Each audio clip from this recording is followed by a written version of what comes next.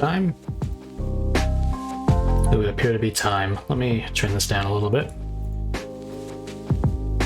Listening to some Zelda chill step. And I'm doing a little bit more work on my game engine. Where I left off last time, we had gotten Clang format in a pretty good place. And now I'm in the process of getting all the code in the engine up to par with the codified standard. And in so doing, I'm also going through the engine code and making sure that everything is in a pretty well maintained state, because it's going to be really important for that stuff to be locked down tight going forward. Let me trim this down just a little bit more. Yeah. Yeah, so where we're at right now, got 3 build targets, just to review.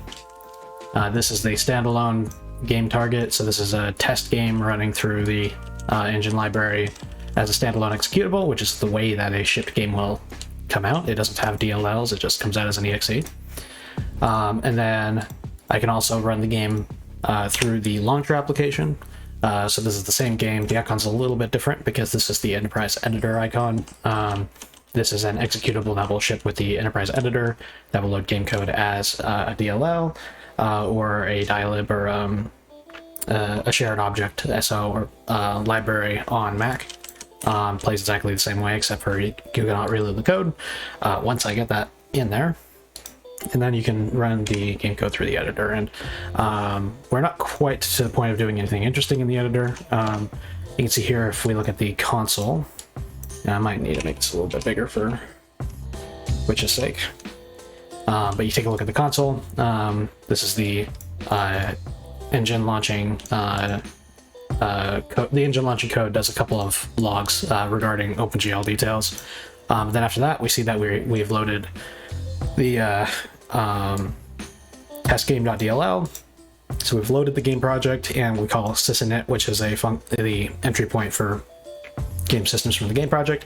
We can see that the project's loaded up here. We can go to File, Close Project, cleans up, unloads, and we can rinse and repeat, go in File, Open Project, and open up the game project again, and it'll reload the DLL and recall sysinit. So that's where it's at right now. Today's going to be kind of more of a it's going to be less of a project stream and more of a busy work stream, and I'm just doing it live. I've gotten through all of the headers for the engine library for making sure that they all conform to my new Clang format. So things like this, like the assertion implementations, look a lot nicer now that Clang has automatically aligned all of the line break slashes on the macros and things like that.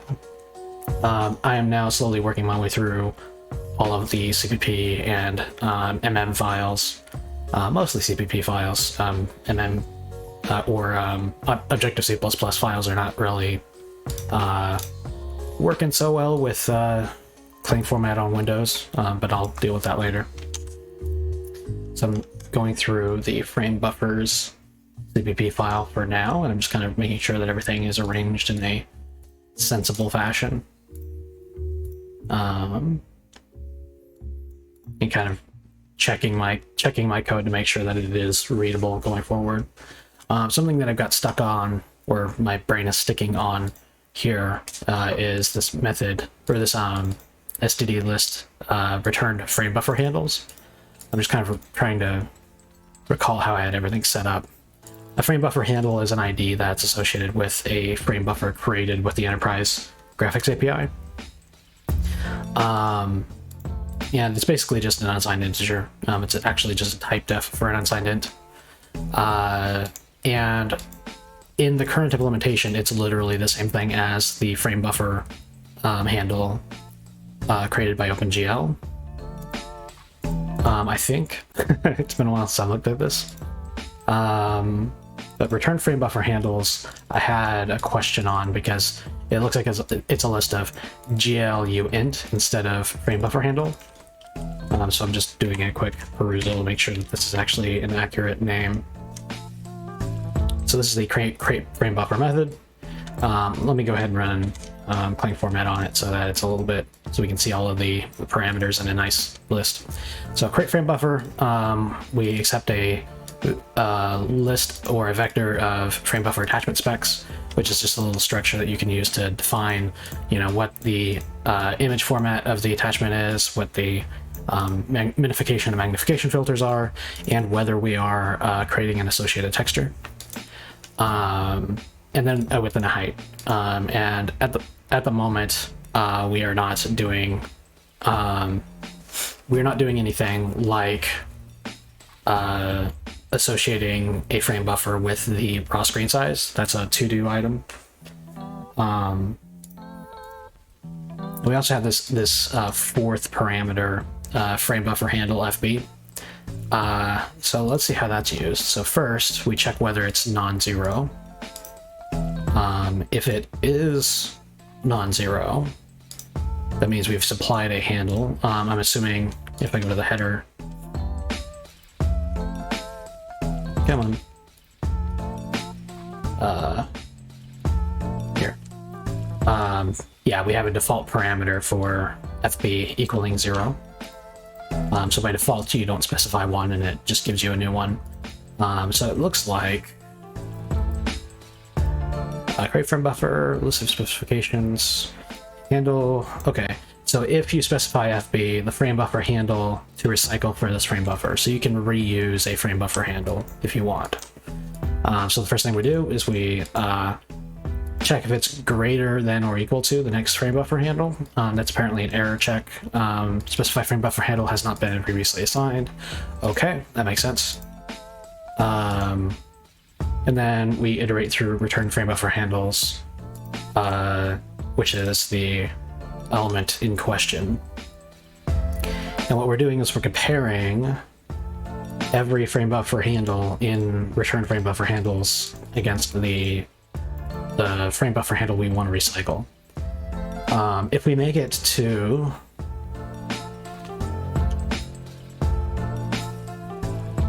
hang on a second.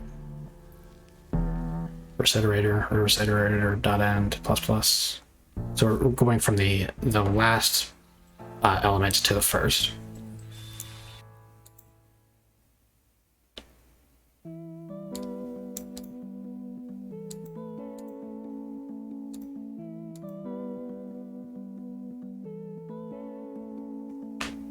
So the return frame buffer handles appears to be a pool of handles that have been released.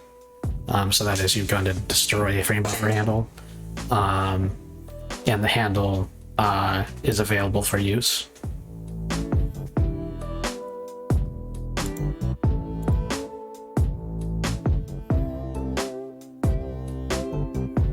Now I'm actually wondering whether I'm looking at a bug, because looking through this, what I would expect to happen in this block, if I didn't have the code to go by, I would expect that first we would check to see whether or not the frame buffer is something that we can recycle, and then we would check to see whether or not it's already in use.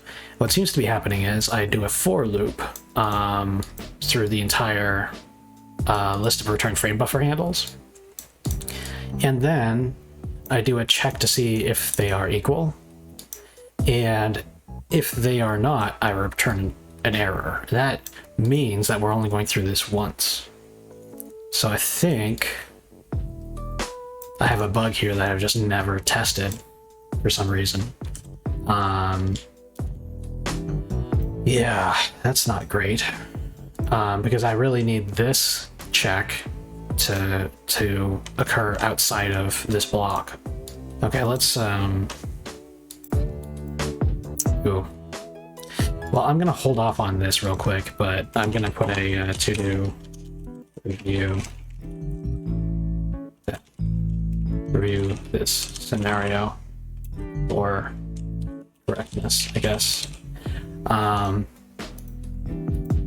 Because it kind of goes outside of the scope of what I wanted to do here, because I don't want to start doing graphics programming on the frame buffers until I need to use them again.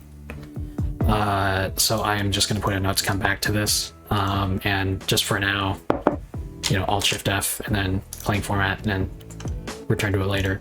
But this seems clear that if I try to use, try to recycle a frame buffer handle after generating several of them, that there probably will be some kind of an issue.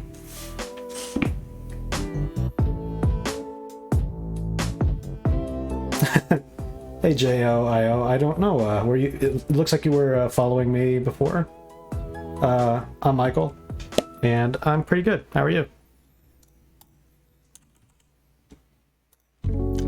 I've been taking long, sweeping, months-long breaks between streams sometimes, so you may have spotted me before and then followed and forgotten.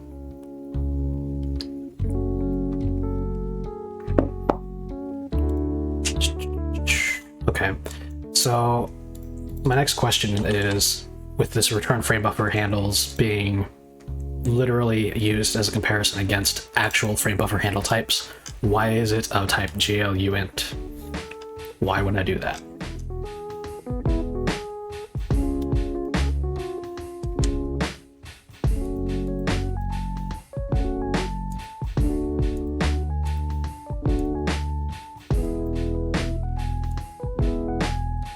I can't see a good reason. Looking through every instance of this variable in this code, in this file, and this is the only file it's used in, it kind of looks like it's just used to compare against the frame buffer handle type. So I'm going to go ahead and switch to using that type and confirm that didn't break anything. I'm fine, kind of bored, just trying to figure out when I followed you. Do I know somebody named Imbario? I do know Imbario, sort of. Imbario is a friend of a friend through Edonk10. He's a personal friend who streams on Twitch Nintendo games quite often.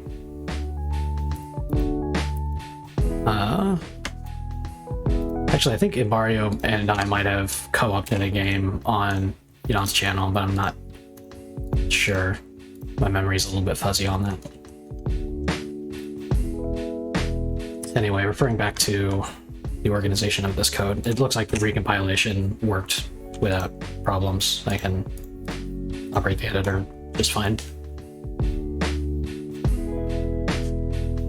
Oh, did he tell you about my channel? That would be really nice. I'm not a huge Twitch personality. I just kind of come on here to think out loud a little bit. You're trying to get into programming? What kind of programming are you interested in?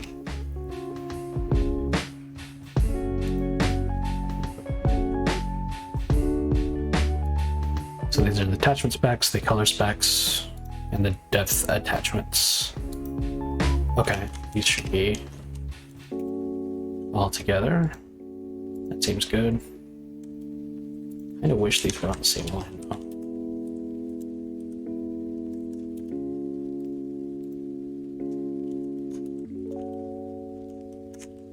though. Huh. Weird. Why is it doing that? Took a few classes of Java in school and then got into Python and really like Python. Let me turn on the chat on the channel. I think I had that disabled. Yeah, there we go. Then got into Python, really like it. Feels so much more natural. Yeah, Python is a very approachable, I think, programming language for getting started. I don't personally like it for a lot of things. I think my biggest problem with it is that it treats everything like a string, because everything is a string. You can even like recursively produce your own Python commands and then run them as text through Python, and that's that's cool and all, but it's also very high level and not very performant in most cases. Recently downloaded Unreal Engine 5 and want to learn C++ soonish. Yeah, Unreal Engine 5 is really, really cool. I will say that the only approachable thing about Unreal Engine 5 is its editor. There's a billion tutorials on how to use the UE5 editor, and there's quite a few tutorials on how to do blueprints pretty well, but if you want to do it as a C++ programmer, it's actually surprisingly hard to get into compared to other C++ projects. But yeah, I highly recommend looking into it. And if you're into the C++ side of it, you can gain access to the source code for free, which is a really useful learning experience.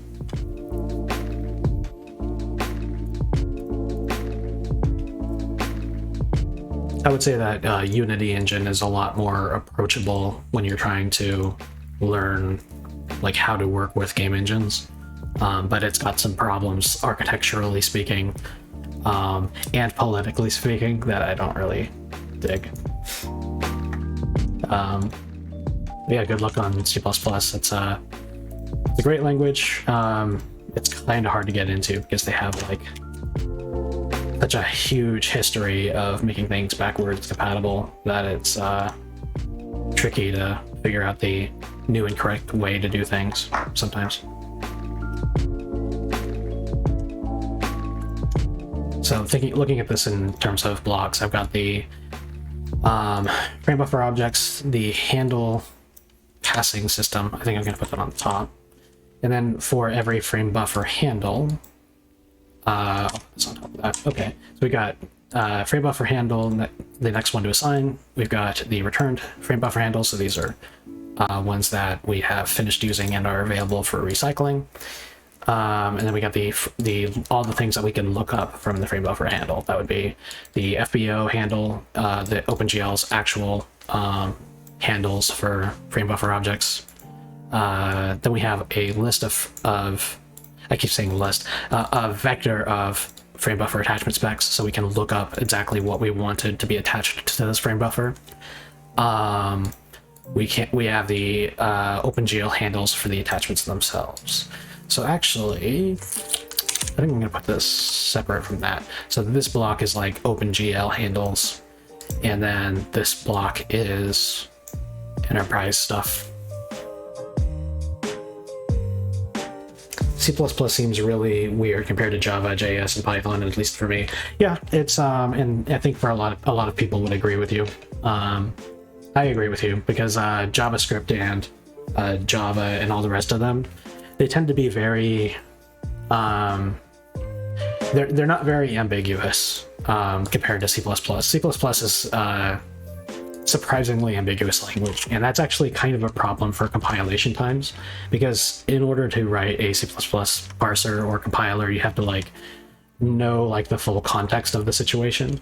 So like just to demonstrate real quick, on this line that I'm on, if I write AABB CC or equals CC, like it's a little hard to tell exactly what this means, because this might be a type, it might be a macro for a keyword.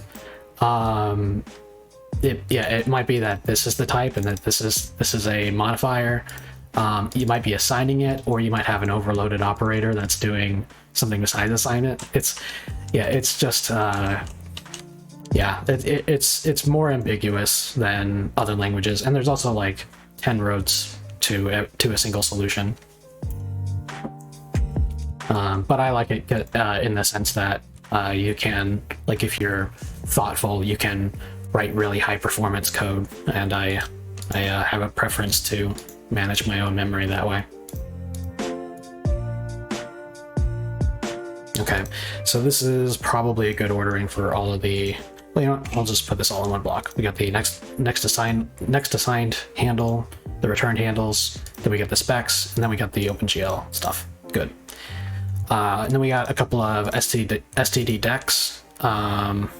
We got the frame buffer stack and then the viewport stack. I call these stacks here because of the way that I've been using them, but they're not actually stacks, they're just ordered lists. I'll leave the names alone for now, but this is probably fine. Graphics texture handle, GLint, sampler type needed for texture. Right, and this is an extern because I needed this for I think it was like textures.cpp needs access to this member, but I didn't want to put it in the header because it's OpenGL code instead of being platform agnostic. All right, these are going smooth. Do you recommend learning C or C# before learning C++? That's a tough question. I would say probably C++ first, to be honest. That's the approach that I took. C and C++ have a lot of overlap, but they are far from being the same thing now. You can't really say C/C++ as much. You have to take special consideration for code that has to work in both C and C++, that you didn't have to back when they first started. The reason why I would say not to do C# before all the others, because C# is a very approachable language. The problem that I have with learning C# first is that it's in a managed environment and it's built around the management. And like, if you don't know how the management works before you start writing code, then you'll write a lot of bad code on accident. And I think that's maybe why C++ is a little bit maybe a better starting point, because once you've learned it, you can start learning C# and you start to really appreciate all the C# language features and appreciate the managed environment. But you have to understand what that means, I think, before you'll start writing good C# code. But that's kind of a political opinion, to be honest. You'll find people will differ strongly on this aspect. Okay, the rest of this code block seems to be okay. I'm not gonna go and do a whole lot of rewriting, but I'm just separating out a few things that probably should be separated by line just to make this a little bit easier to read. 32F. I think I had this comment depth only formats before Clang format changed the ordering. Let me compare this to the original. So here on the left we've got the original file, and on the right we've got the new one.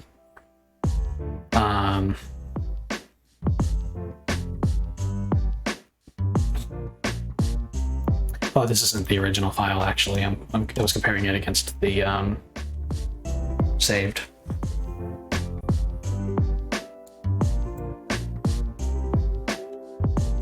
Here we go. Now we're comparing against the original file. To be honest, I'm less worried about writing good code and more worried about writing working code. Yeah, it's I guess that's a fair point. You don't want to be too bogged down with nitpicky stuff. The stuff I'm going over right now in my code is pretty nitpicky. I'm working on enforcing a code style, which is more important when it comes to like writing a huge amount of production code, stuff that you need to, like a code base that you need to maintain and expand upon. And this code base has a huge amount of room for expansion. So I'm fussing over it. If you're really new to coding, I think JavaScript, Java, C# are good options. I just have a preference that if a person like wants to understand like how their code is executed on a machine, I think C++ is a great place to start, because it doesn't do anything for you in a sense. There's a few language things that it does for you, like automatically aligning your types to memory boundaries and things like that. But for the most part, it's not like rearranging your memory on its own in the background the way that the C# garbage collector does. It's not operating in bytecode the way that Java does. It's just you compile it and it runs on the machine largely as you typed it. And I think that's a good experience to have. Okay, so here's what I had changed. So in the original on the left, I had done my case statements all in a single line. I did switch a.format, then image format depth16, depth24, depth32, depth32f, and then I put the label inside of that quote-unquote block to say depth only format. So that doesn't really fly anymore, because this was probably a bad decision on my first go around for this code. I probably want to do something like this, where I've got all of the cases here ready to fall through, and I've labeled all of them as depth only formats. So this whole section is depth only formats. And now that I'm looking at it, I'm realizing I probably should be using an attribute. That would be fall through, I think. Yeah. Yeah, I'm like really new to coding. Yeah. That's fine. Everybody starts somewhere. Everybody's new at some point. And this is, you know, it's a lot to learn. Any language is a lot to learn. It's kind of, you just kind of gotta dive in at some point, and then as you kind of figure out which way is up, you'll start to get better at picking up other languages and learn how to learn better, I guess. Here we go, copy. So this thing here, for example, this is a feature that, like, I wouldn't expect most people to pick up on immediately, but it's an example of how C++ can be a bit of a mess to a newcomer, because, like, this is a feature that's really new. It's in C++ 17. And it hasn't, I mean, like, when you go to start up with C++ and you start a Visual Studio project, I think Visual Studio projects still start you off at C++ 11 or C++ 14. So you're not even getting most of the modern features unless you explicitly enable them. And then, you know, like, you go through tutorials online, you don't even get like a description. You don't get like, there's not like video tutorials out there telling you how to do all this new stuff easily. There's a few modern things like tuples and pairs and structured bindings and other things they make tutorials for, but nobody really wants to make a tutorial about the fall through attribute. You just kind of have to go through the docs and figure it out yourself. But anyway, yeah, in my case, I have 4 case statements in a row without doing break. So if the case is def16, def24, def32, or def32f, they all execute this code block. And I should be putting in the fall through attribute above the case statements so that it is clear that we are doing this on purpose. And actually, looking at that, I'm surprised I'm not getting a warning. If I take a look at the problems down here, maybe if I save the file, this will change. I was kind of expecting that I would get a warning that there's no break statement on this case, but I'm not seeing one, so I guess for now I'll leave it, and then if I get warnings generated in the future, I'll come back and fix it.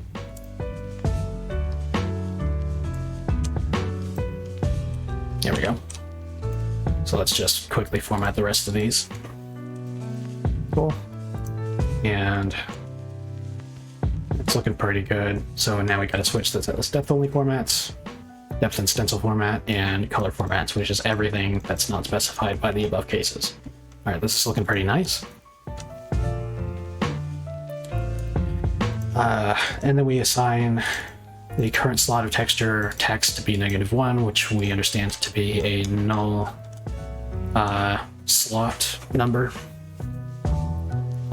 Specifically because this is if we take a look at it, oh no, this is a regular int, so this does accept negative values. Okay. Well, I'm liking the code so far.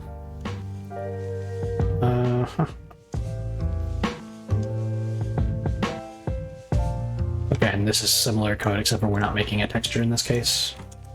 Let's do the same thing.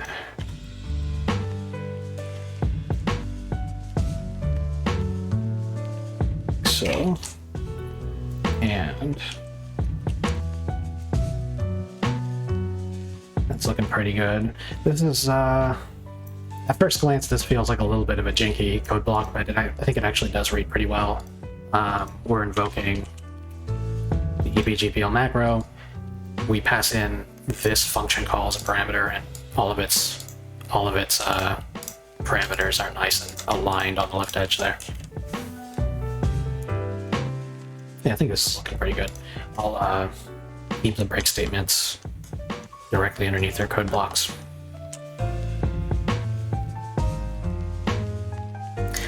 To be honest, it took me way too long to understand returns and the information that you put in the parentheses and Python functions. Forgot the name.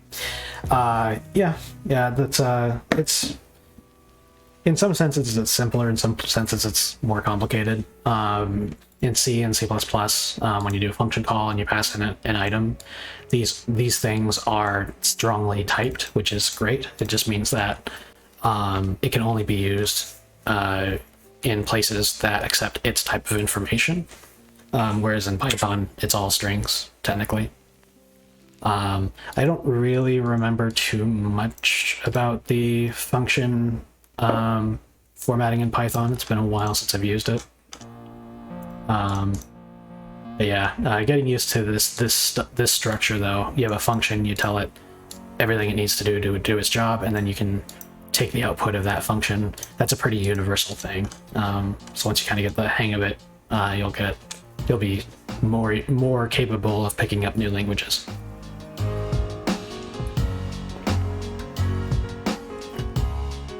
Okay, cool. And we're cruising along through this file. I think this is all pretty readable.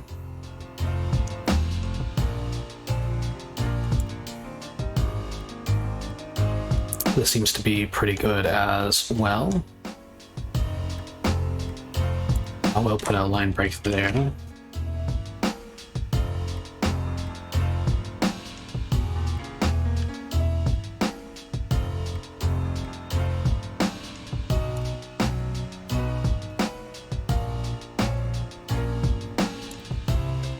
And I'll put one there as well. This is an assertion. It's not part of the logic below. It's just a bounds check that we do before we execute this function.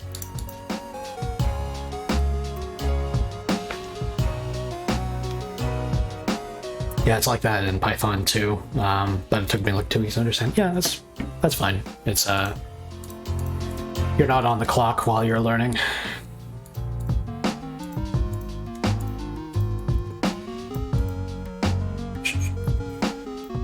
Are you going to school for coding or anything like that, or are you just kind of self-teaching right now?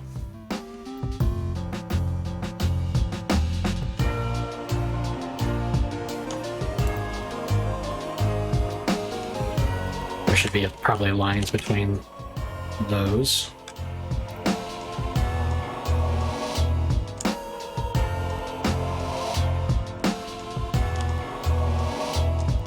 This doesn't really have to do with anything, but I kind of don't like having a single word on a line all by itself when you're talking about a string literal.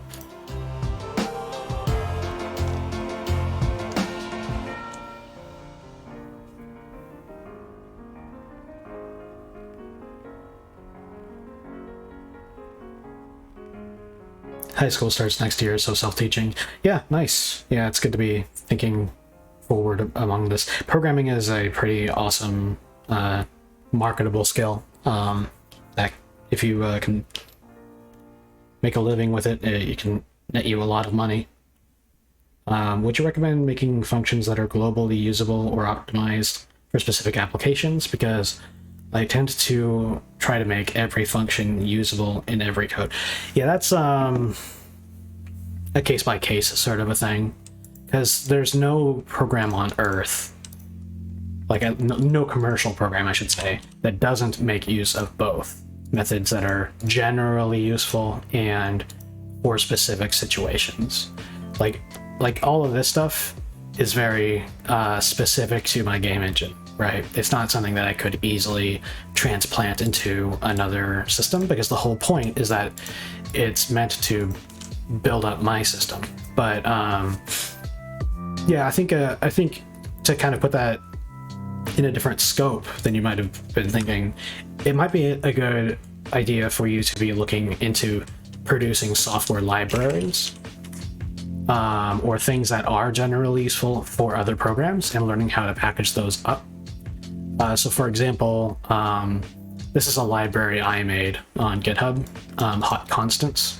It's a C++ library that basically, if you're working in C++, you can add this to your project, and then you can have hot reloadable constant code. And just simply packaging it up in a way that would work in general cases instead of just in my specific use case was a pretty educational experience for me.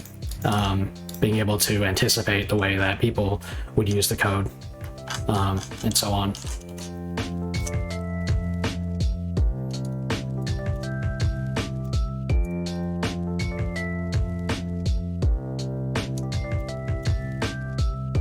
Yeah, I think I was in middle school or so when I first started getting interested in programming myself. For me, it's always been a hobby. I haven't gone to school for it or anything. But the fact that I didn't go to school for it meant that it took me a lot longer to understand some very fundamental things.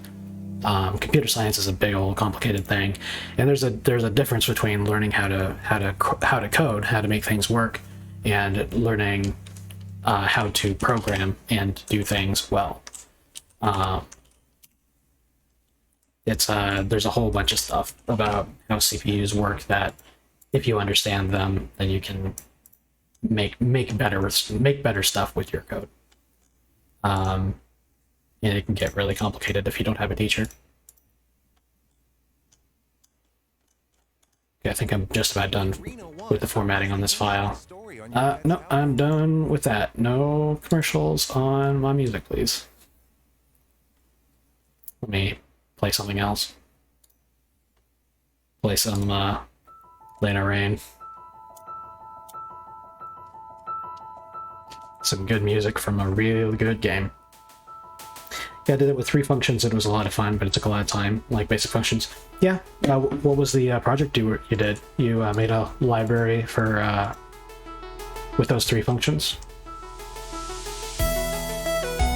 This is looking good. I'll format that and save it.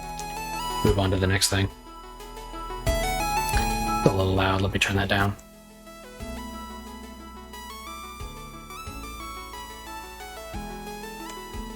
After frame buffers, there's global shader vars, and this is actually this is a lot less complicated looking code than I remember it being. But let me run formatter on it. That's looking pretty good. We have the GLM headers and then the graphics header using enterprise graphics. We have the per camera global uniform buffer data stack. That's a mouthful. Where basically we just have a struct containing, or a stack of structs containing all of the data that goes per camera. No project, I was just bored. Yeah, it's good to play around. It might be... I'm trying to think of what modern resources there are for getting you into bigger projects. Because like for me, I didn't really start picking up some of this stuff until I bit off more than I could chew. So like this game engine, for example, is itself a big learning experience for me. And I've learned a lot about programming by doing it. Okay, this is looking pretty good. Rotation matrix, VMAT. Something that I'm digging about Clang format and the way that it automatically formats things is that now that I've got it to know the rules that I want, like I can have these nice to haves. Like you can see this column here, rotation matrix and V matrix. They just automatically line up the assignment operators, and it just looks that little bit nicer. And yeah, I'm actually quite enjoying the power that comes with Clang format. Okay, then there's this. 0th element is reserved for null camera. That should be outside line. There we go, it's a little bit cleaner. Same thing for here. And I guess this should technically be assert F, but I'm not going to bother with that for the moment, because I'm going to have to go through and reconfigure my assertions anyway before this is all done. There, that's looking good. Moving on to graphics.cpp.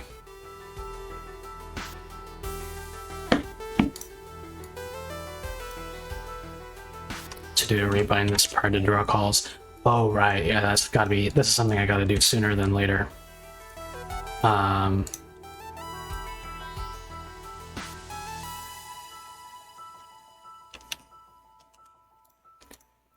Global VIO.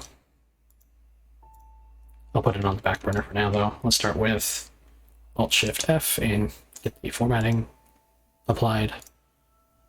Cool. So we've got graphics. .h is the top header because this is graphics.cbp. And then core events. I think it should be core window events, and then OpenGL headers or helpers as the order of the headers here. Graphics events. Events is lower level than graphics, so it should be first. Cool. Uniform buffer size and uniform binding points. Max texture slots. Texture in slot is texture slot used in straw.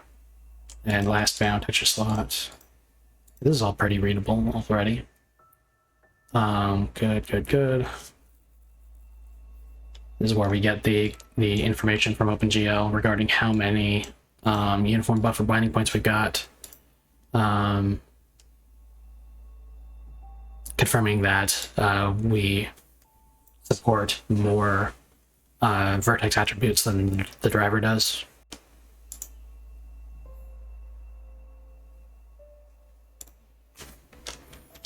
And I have this rule that I don't want to have a single word on its own line for text, so I'm just gonna bring that line down. Yeah, it's looking all pretty good. Universal uniform buffers. So this is where we actually create the uniform buffer for the per camera buffer. This is where we set the data. We initialize the model view projection matrices to be a identity matrix.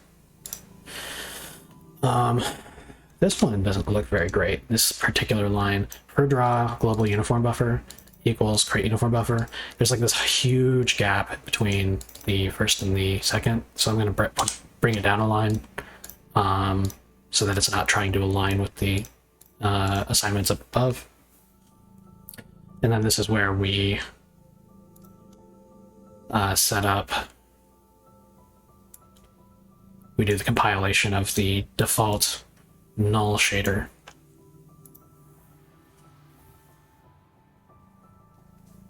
The fun part was that I also included possible errors by users and error messages in the terminal with try and accept, because I caught myself using if to for errors, if to for errors, which is really unreliable. Using if statements for error catching, which is unreliable.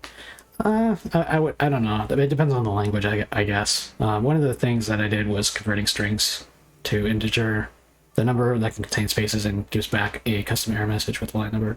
Nice. Yeah, man. Error handling is kind of something that you handle differently per language. And even within some languages, it's up for debate.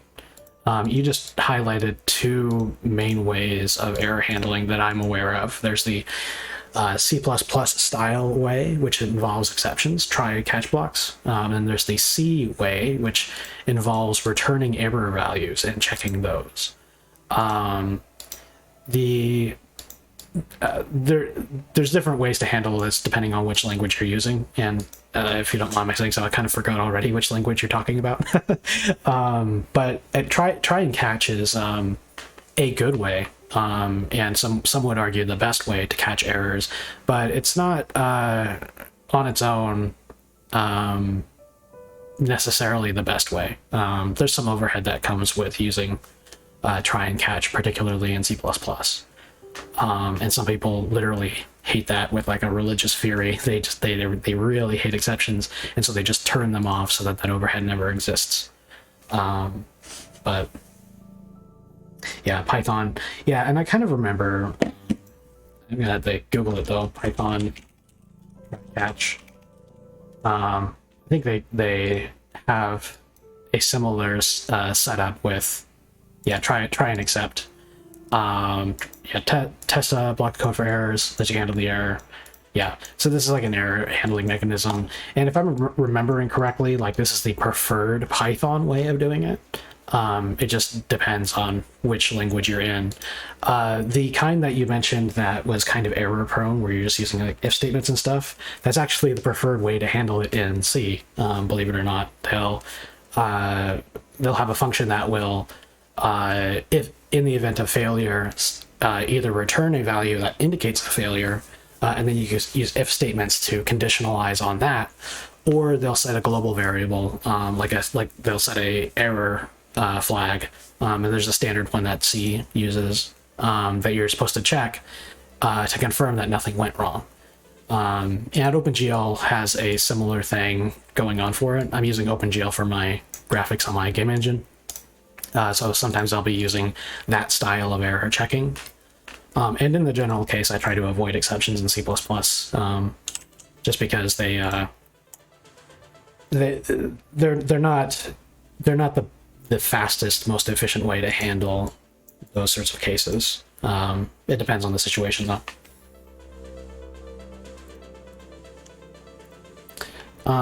Looking back through this code, I had set up this thing with the isAlready_initialized flag in order to service the editor. I'll quickly recompile and launch the editor. The problem that I was trying to fix with this isAlready_initialized check is the fact that when you go to close and reopen a game project and it reloads your game code, so like right now it says on the title bar test game project because that's the default game project I have open. If I go to close project and that disappears and the console says that we unloaded the test game module, at that point the entire engine runtime is being redone. And so I have this boolean that prevents us from trying to do the same thing twice. And something that I'm wondering about right now is this business with compile shader source, because I don't want to be holding on to shaders that aren't going to be used again. And I'm wondering if I've overlooked something critical here. Because normally what happens is when you're making your game systems, you'll load up shaders that you need. So if I go to test state.cpp, so this is the game code for, let me quit this real quick and launch the test game. So like in this tiny little game app demo, where I got a couple of sprites and some text, that's this code here, and I have a couple of shaders in use here. I've got an anti-aliased shader that I use for anti-aliasing the lines between pixels on these sprites, so that way they don't look pixelated on the internals. Then I've got this nice crisp, clean anti-aliased text shader using multi-sign distance fields, and if I press tab, I have yet another shader which just displays the sign distance fields without any processing. And those are all loaded up in test game init, I believe. That would be graphics load shader file, this guy right here. Now what I'm wondering about is I'm wondering whether I have these being cleaned up properly.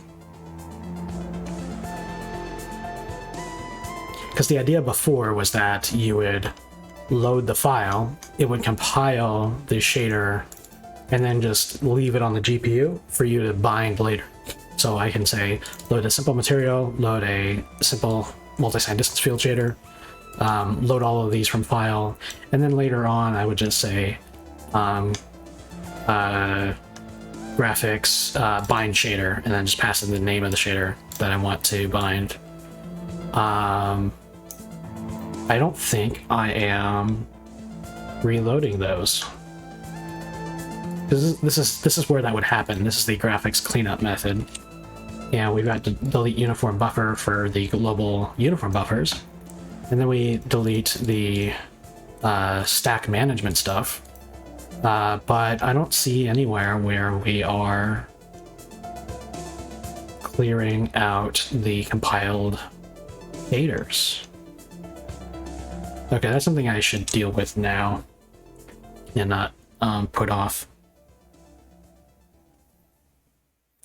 I just like that the exceptions can specify the problem so easily. Yeah, that's true. Yeah, exceptions are really good for error handling in a lot of ways, because they'll put you into an outer scope, wherever you want that outer scope to be, and then in object-oriented languages like C and C or C++, I should say, then you can deal with stack unwinding, and that can give you some additional benefits. 3D, yeah, it's 3D. This is a general purpose game engine. This particular demo happens to be doing 3D graphics. Technically, this is only a 2D renderer. I just happen to be using a 3D camera on it, just to test out the systems. But yeah, it's the editor is going to support 2D and 3D workflows because mathematically they are so very similar that, like it, as long as you're not coupling your renderer and your features with 2D or 3D, then there's no reason at all that your editor or your engine can't do both. A lot of people use Unity's 2D features and 3D features both. It's the same editor, same math goes into it. But yeah, let me go to the shaders.cpp. This is where we do all of the compilation, and fair warning, this is going to be very complicated code because this has got a full GLSL preprocessor in it that I kind of hacked together at one point last year. But what I'm wondering, I've got a load shader file, I've got delete shader for deleting the bound shader. Oh, hang on. Okay, so this is where you would unload a shader. Let me check to see whether it's been used anywhere.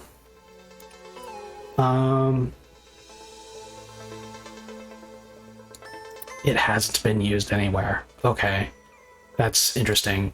In my cleanup down here, in my teststate.cpp, I have commented out the code that would delete these shaders from memory, but I haven't used them.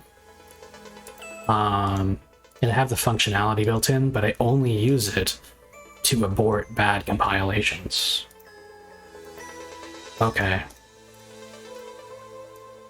So I'm gonna need to actually start utilizing this. So I think I'm gonna take a quick break and get myself some more water. But when I come back, what I think I'm gonna be doing is I'm going to be putting in the GraphX cleanup code, putting in the mechanism that will delete loaded shaders. And so that way, even if you've written bad game code, the editor can still chug on like nothing happened if you correct your code and reload. My dream is to work in some sort of AI research field, and I googled what languages I would need. Python was one of them, and people said it's similar to Java. Tried it out. And that's how I got into all this. That was a year ago. Nice. Yeah, AI, I would say it's probably more important to know C and to know low-level languages than it is to know Python. Python tends to have an overhead, or it's a little bit slower than other languages. And in the case of AI, you're trying to usually get really optimized algorithms, so you're trying to do really, really fast computation.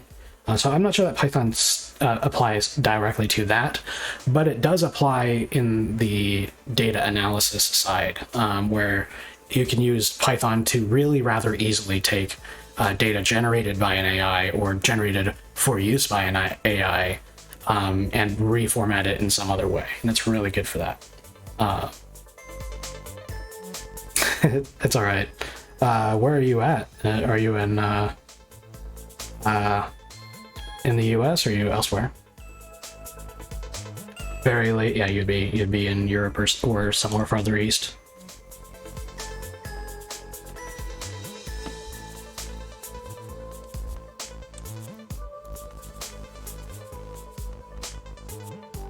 Germany, nice. No, and I didn't really. I didn't even notice that you had bad English because to me it just kind of looked like an English speaker writing on the internet, and people tend to missed their punctuation. But no, your English seemed very good to me. I'm gonna take a quick break. I'll probably be back in like, I don't know, 5 minutes, maybe 10 minutes. 30 degrees. And I'm gonna have to be that American and do the translation there Fahrenheit. 91 degrees, oh boy. Yeah, so for me it's gonna be 98 degrees today, as what the forecast said. So it's pretty comparable for me right now. What was it, 86 Fahrenheit? Oh, I searched 33 and you said 30. Yeah. Alright. Be back in just a little bit.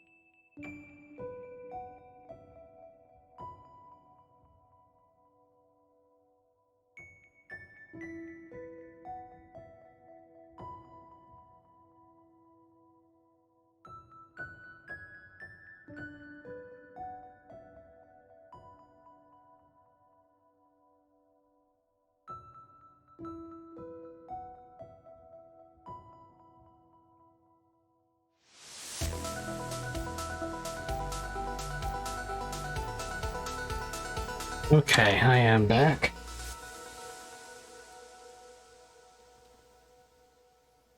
By the way, I just want to say that you're a great streamer. You've answered every single one of my questions, explained your code, even though I didn't understand anything. Oh, thanks, man. Get you. Yeah, I haven't set up any of the Twitch things like the apostrophe Discord or whatever.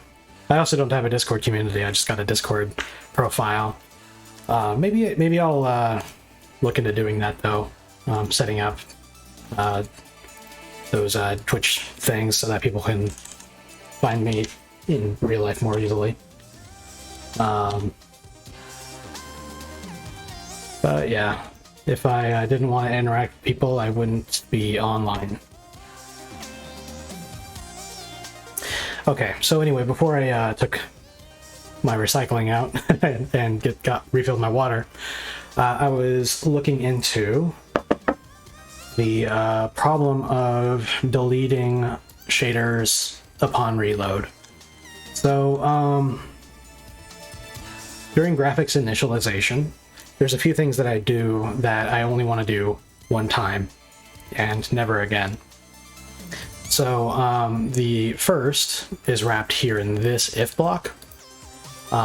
If we're not already initialized, we will poll the graphics card for the number of uniform buffer binding points and the maximum uniform buffer block size. So this is information that's useful for me as the engine developer for making sure that we stay within limits of the player's system when they're playing your game, and also making sure that I'm taking advantage of the resources that are available. So this is information that I don't need to ask for more than once. So I wrap it in this if already initialized block, and then every time we go through the init process, it will skip through this after the first time. There we go, number of extensions. Yeah. So after that, we leave that block and then we go into the stuff that we do every time. So the first thing we got here is that we set up the texture slot mapping stuff. And the second thing we do is we set up the uniform buffers that are used by all shaders. So things like where the camera is located, what time it is, and so on and so forth. And then we come down here, which is the thing that threw me for a loop, which is that I have another if already initialized block where I avoid recompiling this shader by doing that. But what if they change their system? Well, that's totally fine. This is initialization code that will run the first time you, I should say it'll run when you launch the program. So if a person's changed their graphic card, that's no problem. That information though wouldn't change while the game is running. You won't start the game, change your graphics card, and then quit the game. That shouldn't ever happen. I'm not planning for that edge case. Though now that you mention it, it occurred to me that there actually might be an edge case. Because there's like if I remember right, NVIDIA had like a graphics card for Mac, like where you like plugged it into like a Thunderbolt or something. Yeah, or the eGPU. So I don't know, there might be some edge case where you might change your graphics card up in the middle of the playing your game, but that's in practice that won't happen. But anyway, I must have written this check into this code to prevent a crashing error upon reinitialization. I'm going to test that now. So I've just commented out the if is already initialized check. I'm going to recompile everything. And then I'm going to run the editor and try and reload the game module. Oh, I thought it was the first time you open it. Yeah, that is what I said. I think I was using the term the first time you launch it, but I mean the first time in the sense that you open up the editor and then your game code can reload within the editor multiple times. So the first time that the game code launches is not the same thing as the first time the editor launches, if that tracks. So this is the enterprise editor. It's got nothing in it besides just this default UI stuff. If I open it up and load up a game project, and right now I have it set to automatically load the test game project, this loads up the game code. And the problems arise when I go to close the project and then open it again, like that. And interestingly, I didn't see a crash. I was thinking I might see a crash, but that didn't happen. Anyway, every time I do that, what happens is it unloads the game project and then reloads the code. This makes it possible for you to leave the editor open, add a feature to your game project, and then have it appear in the editor without having to quit it.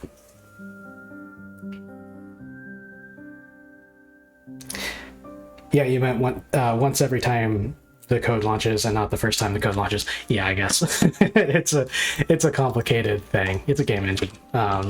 It gets complicated. But yeah, so what I want to change about this situation is that I want to delete all shaders that have been compiled into the graphics system. So let's take a look at the graphics cleanup system call. We start by deleting the per draw and per camera global uniform buffers, and then we delete the texture and slot stuff. I think I will do the shader deleting stuff first, and then do the others.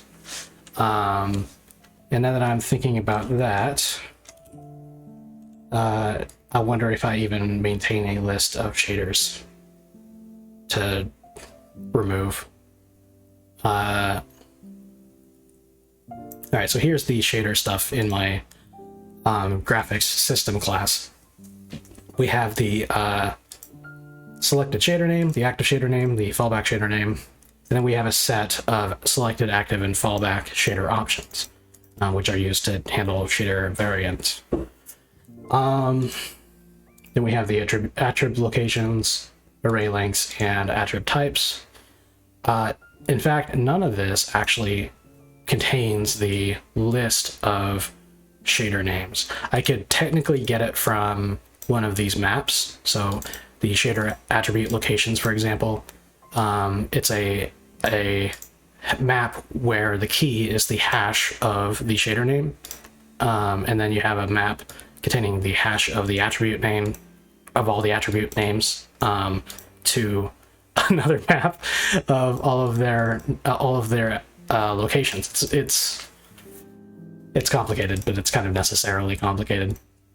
So I could technically get it by iterating through one of these maps, but I think I want to do something a little more elegant.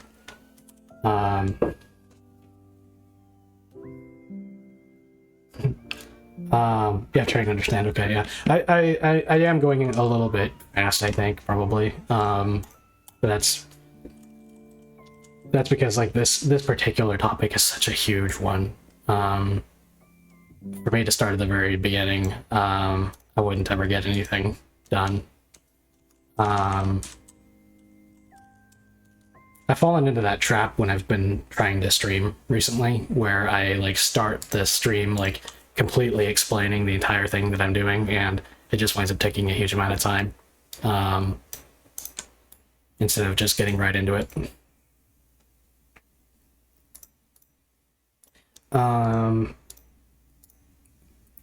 So here's shaders.cpp. This is where we compile the shaders. At the very top of the file, we have all of the data that we track throughout the lifetime of the application. OGL shader programs.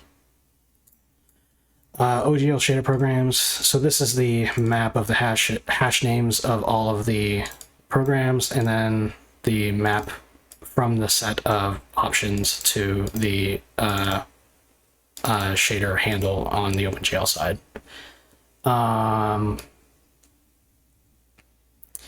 So there's enough data here that I think I want to move all of the shader cleanup stuff into the shaders.cpp file, so that the cleanup code has access to all of this stuff that I wanted to encapsulate in this file. So this is going to require another method. So we're going back to the header for my graphic system. Oh, no, I'm not sure I had to start line 1 instead of 2000. Yeah. I mean, I know you're joking, but I also feel bad, and that's exactly what goes through my head. Like people, I want to make this approachable. And eventually, I think once this engine's to a point where I can start sending it to people to use, I think I'll do a YouTube series documenting how it works and how you're supposed to use it, and the way that it works and the way that it's structured. I think that'd be an interesting project. But for me, I take forever writing a thing. It takes me probably almost as long to document a feature in the form of a video essay as it does for me to actually do the thing. It's just not one of my skills.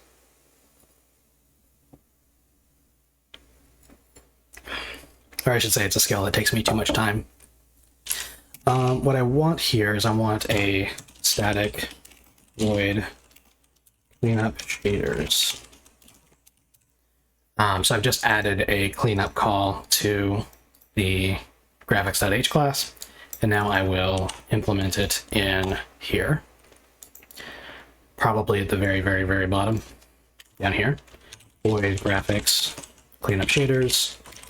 And this will only delete all loaded shaders. Because everything besides shaders is handled in graphics cleanup in here. Which I will call shaders from there and hit save. That'll be good. Cool. How do I handle the licenses and stuff like that? And is it going to be open source? Yeah, it actually is already open source. This is on GitHub. It's open source in the sense that you can get to the source code. It's actually an Apache license, which is a fairly open license, but you have to attribute me, basically. I'll throw it in the chat. I think it's in the Twitch about stuff as well, but it might not be. So yeah, it's technically available for people to download and build right now, but it's not at a point where you can simply run an installer and then have it and then start working on it, working with it the way that you can with Unity. It's still got a lot of features that I need to get in there first. But yeah, licensing, this engine is my first game engine, so I'm not gonna try and say, oh, this is gonna be a saleable product. This is probably better than most first attempts at a game engine, but it's also still a first attempt at a game engine, and I'm not going to pretend like this is going to be something that you'll want to spend money on. This is all open source. All right, and down here we've got clean up all shaders. So what are the sorts of things that we'll need to do to clean up after? Let's take a look at the method calls that are implemented here. We've got the compile shader, so we need to call delete shader on all the shaders that have been compiled. Does load shader file do something besides? So we use file load text file, and we just load the file at that path to a std string, and then we basically call compile shader source on it, and then that's basically it. So shader, yeah. So it doesn't look like we do anything here that would matter beyond invoking compile shader source. So this is where all the important stuff gets done. Let me review what delete shader does. So first thing we do is we provide it the hash name of a program. And then we go through the shader programs and check whether or not that shader program exists. If it doesn't, then we return immediately and we issue a warning to the console. And then we reduce its reference count, and then if the reference count hits 0, then we will actually unload it, and that's what this looks like. Okay, so I think this is a good starting place. I'm just going to cut or copy out all of this code within the response to a 0 reference count. And actually, I'm going to copy all the outer stuff as well, because reference counts need to be reset as well. And then paste it down into here, and then I'll just start reformatting it. So we're going to need to erase the shader ref count, or clear the shader ref count map. So this is a map that associates the hash name of a shader program with how many references it has. And once it hits 0, it's supposed to get unloaded. We'll also need to clear out shader source paths as well. That. And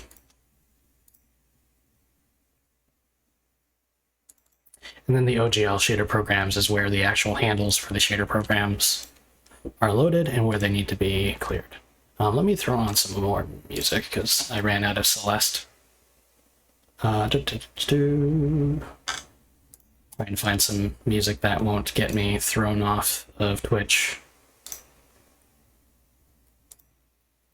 I'm particularly fond of the Sessions albums that Riot Games puts out. Just got a fan to cool down the room. Nice. Yeah, most people don't even know how a game engine works. Yeah, it's I mean, it's so complicated. I don't know why I'm doing this to myself. Why I bothered to get started on this project, because it's so hard, so much time, and it's so mind melting sometimes trying to fit the whole thing into your head. But I do enjoy it.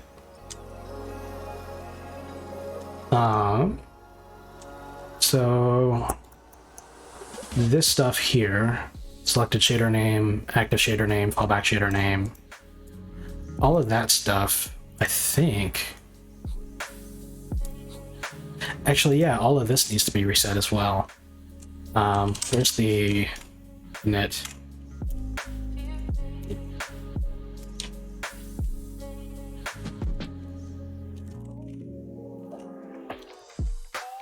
Yeah, there's actually a lot of stuff that's not being reset. Oh boy, this might be a project. Like, I understand the concept, but that's far from knowing how anything actually works. Yeah, it's for me, I didn't really comprehend how everything in a game engine fits together until I tried to make one. And I did a lot of study on the topic before I tried to make one. I think it's just one of those things that, like, the more you do it, the more you get it.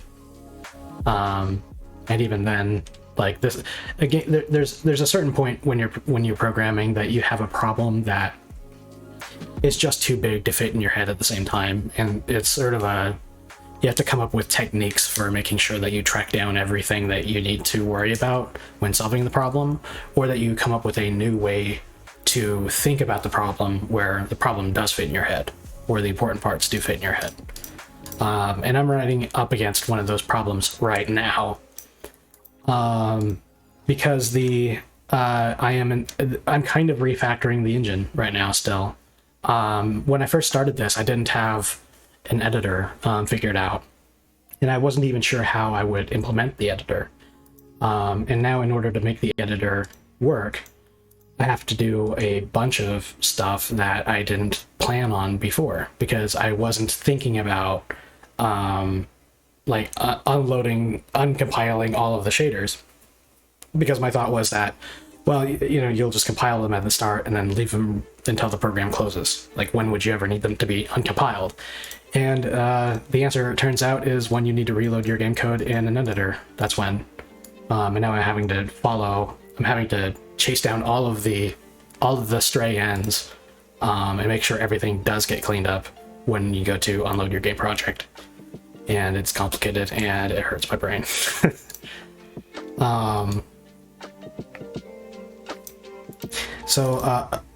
One problem is that selected shader name, active shader name, and fallback shader name, these are not getting initialized, and they need to be. So let me copy those three names out. I'm gonna go to the init call, and I'll need to initialize these during init. But the initialize call is already so full of stuff in the main graphics .cpp that I think I'm going to want to do an init shaders call and handle it on its own. Kind of like I'm doing with the cleanup.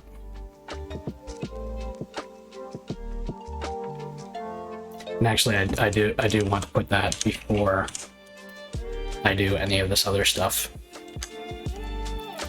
And then go back to graphics.h, and we'll say static void init shaders. And now we've got a method that I can initialize all this stuff with in shaders.cpp.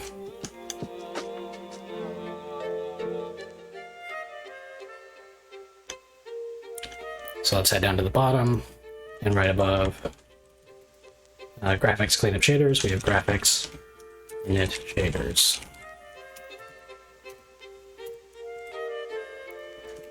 And it's occurring to me now that there's a few things I can move into this shaders initialization call from here, like setting up the compiling the default shader can probably come completely out of this section and be put into the initialization code for the shaders. Let me do that. Like that.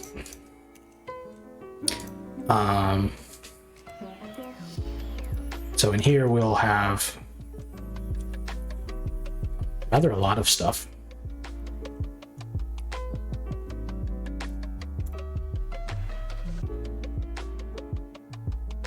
Part of me is wondering whether I should like split this up farther and do an initialization call for each of the components of the graphic system, considering how widespread it is. Because we've got shaders, we've got textures, we've got vertex arrays, we've got window management stuff, and we got frame buffer stuff, all with their own files. So maybe I should take all that stuff out of here and move them into their own systems. That actually might be smart, because that way I could have a good grasp on where everything is set up and cleaned up for each of these things. I guess I'll do that, but shaders first. So I just copied in the compile shader source call for the null shader and the bind shader for EP null shader. Let me run playing format on this. Now this is an interesting section here that might be unfamiliar to you. What this is called is a raw string. So this section right here, for this section alone, I'm not writing C++ code. I'm writing GLSL code. So I have this special literal type where I type in R with a capital, and then I think it's a quote, and then some tag, and in this case I chose to use GLSL to tell myself that this is GLSL code, and then open parenthesis, and then everything up until the close parenthesis, GLSL and the quote, everything up until then is taken literally as part of the string. So I can do comments in here, and the comments won't actually comment out any C++ code. Like I can do this, and it shouldn't break anything, I don't believe. I don't think so anyway. But basically, like, everything that happens in here is just text, and this is the way that I have decided to write the null shader. So this is a very basic shader. It just takes the data representing your model or whatever you're trying to render. It takes and puts it into world space, and it outputs a magenta color. And the purpose of this is to make it so that if you're writing code that produces an object that has an invalid shader, like there's something wrong with your shader, the engine will automatically switch to this shader, so that way the rest of the scene still looks correct, but the object that's got a problem with it, it shows up in a bright magenta color that clashes with most scenes, so you can easily spot it. But it still puts it like in world space and everything, so that way it still looks like the object it's going to be, at least its form will be the correct shape. And I opted to just hard code it into here for every use case. And then I bind it. It's the very first thing that we bind. Now, we're also going to need to initialize those other items that we were looking at earlier. So we need to initialize the shader options. We also need to initialize the shader names. So these are tracking which shader is active, which is the fallback, and so on. So let's go down to initialize and put that in here. And getting rid of those types.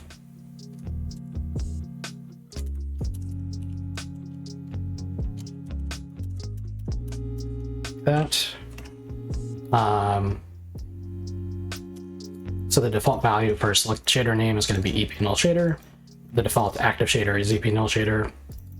And then by default, we don't have a fallback shader set. So actually, now that I'm thinking about it, it may as well be the EP null shader. Yeah, so let's do that. So now by default, the selected active and fallback shader are all the same shader. They're all the EP null shader. And then selected shader options. These are STD sets, so we would clear those by going .clear, like that. One of the things that also took me time to understand is that you can't make a new variable as the second part of an equation.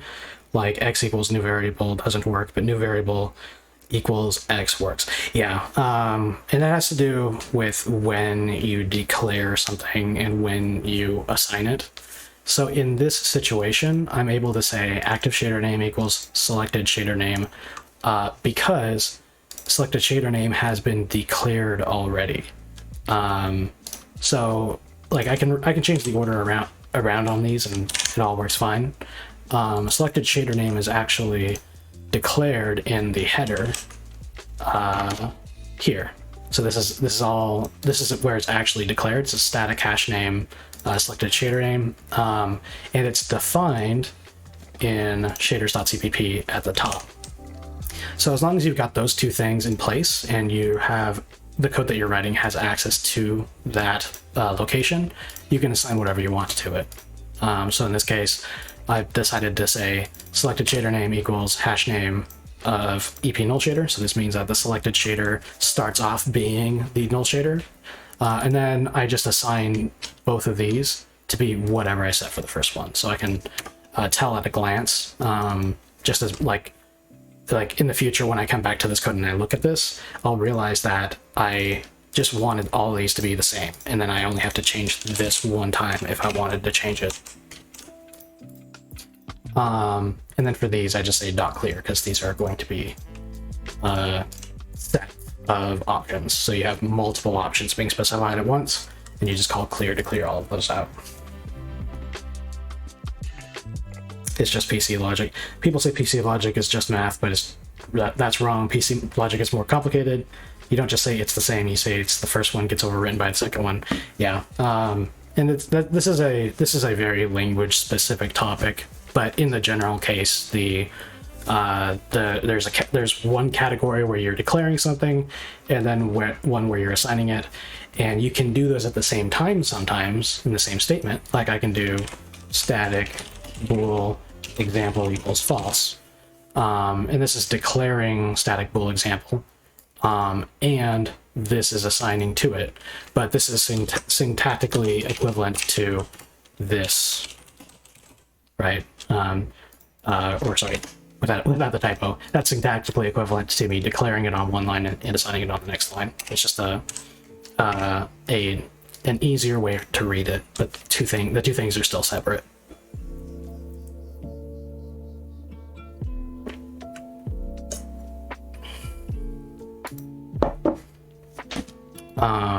Here we go. Select the shader options, not clear. Okay. Let's head back to the top and look for more things that we need to reset. So we've taken care of these. The OGL shader programs list needs to be cleared. The active program needs to be set back to 0. And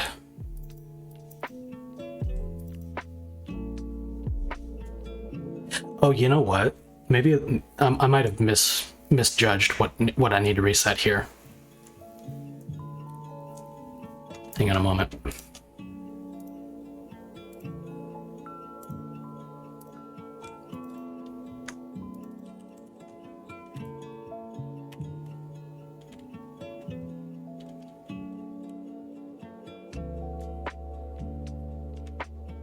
No, you know what? No, I haven't. I thought for a second that I had misjudged the situation, but I haven't. What I was concerned about was the idea that perhaps we had perhaps I was telling it to reset which shader was loaded when the editor might be using its own shaders, but that's actually not the case. The editor will be using independent shaders, but they are going to be bound using IMGUI instead of using my graphic system. In Python, that would just be example equals false. Yeah, in my case, in C++, there were a couple of keywords in there that aren't necessary in other languages. I was using static to indicate that the variable is instanced.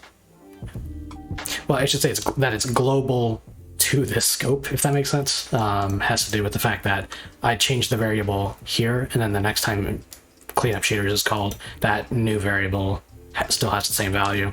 And then I mentioned earlier that C++ is a strongly typed language. I have to actually tell it what type I want it to be, whereas in Python it's all strings.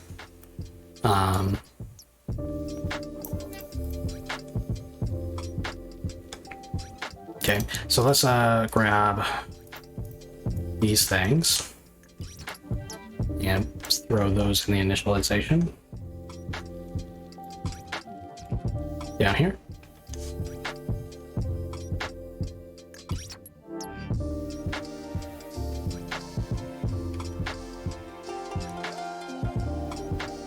Actually, this should be in the cleanup code.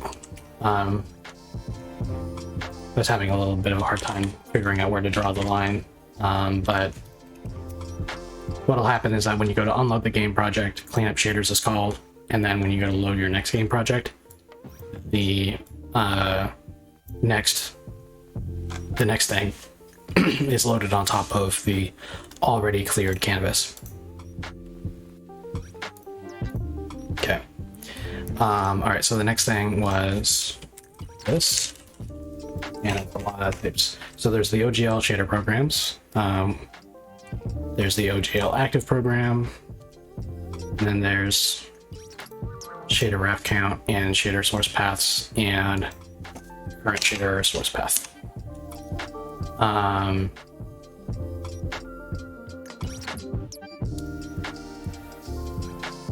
in the case of OGL shader programs, I actually have to go through all of them and then call delete shader on every single one of them.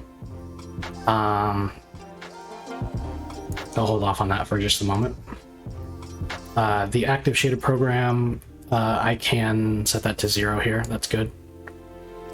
The shader ref count, I believe I can just do .clear on this, and that should be fine. And shader source paths, I can just call clear on that too.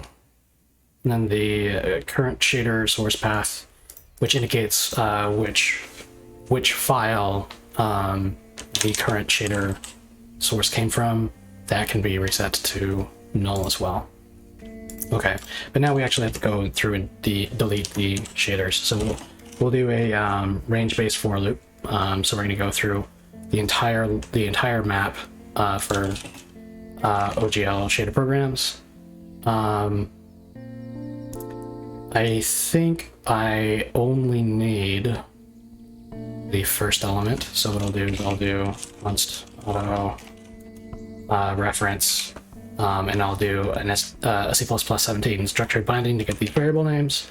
The first is going to be program, and the second is going to be options. That's going to be for every one of those in OGL shader programs. So this is just a quick way for me to get all of the values and keys out of OGL shader programs and reference them. And then I'll do delete program, or delete shader, and I need to pass in the hash name of the program. And in this case, it's just the key from the OGL shader program. So I'll just pass in program, like so. And then that should be that, actually. If I go into delete shader call, it actually handles a lot of this for me. It automatically goes through all the variants, so it'll find every variant for the OGL shader program, and it will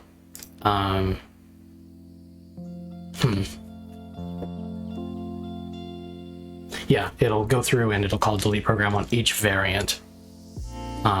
This is maybe not a very comprehensible rambling if you're not already up to speed on the engine, but I'm kind of thinking out loud here. Man, I'm proud of writing a calculator with GUI and 81 lines, and you're casually writing a game engine with probably over 10,000 lines in your free time. Yeah, yeah, Rome wasn't built in a day. Neither was this game engine.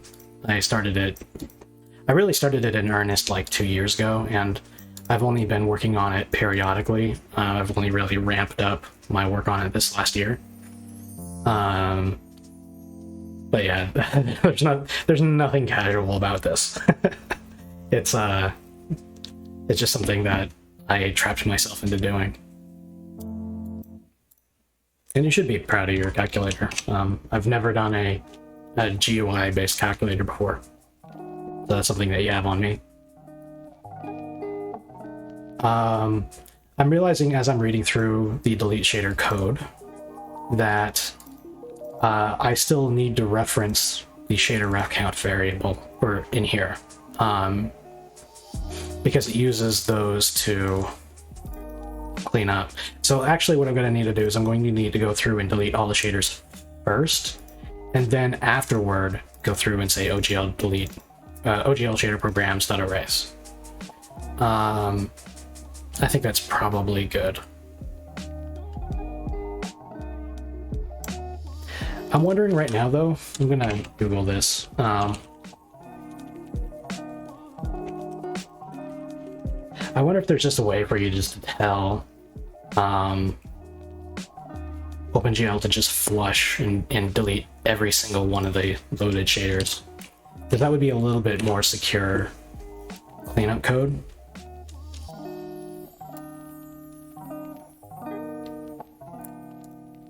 Because if there's something wrong with my references, or if a rogue game developer decides to do their own OpenGL code, and then they crashed the editor because of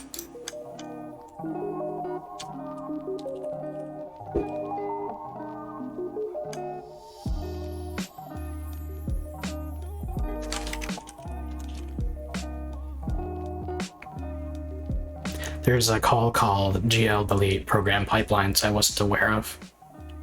That might be important. Though I think a pipeline might be its own OpenGL object. Delete program pipeline objects. Yeah, this is something unrelated.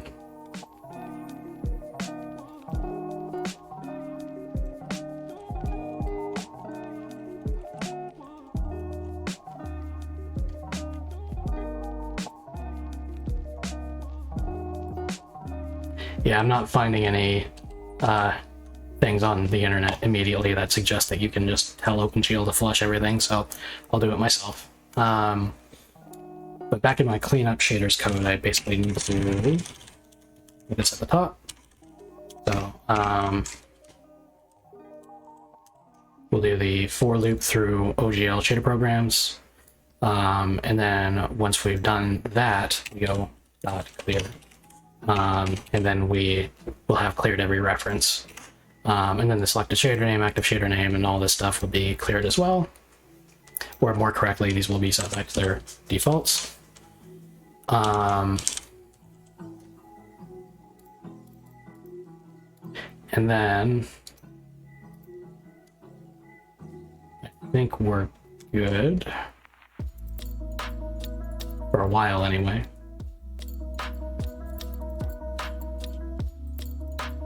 And now I need to move on to the next set of things I need to clear.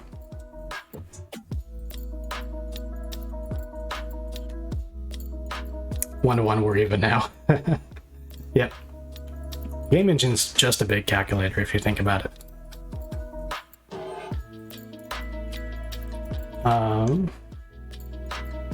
Okay. OGL shader programs. The program. So this is all stuff I've just reset. I will need to also reset all of this uniform buffer stuff. I'm gonna simply copy and paste all of this stuff into the cleanup code, and I'll just go through every item one by one and delete those. Or just include file.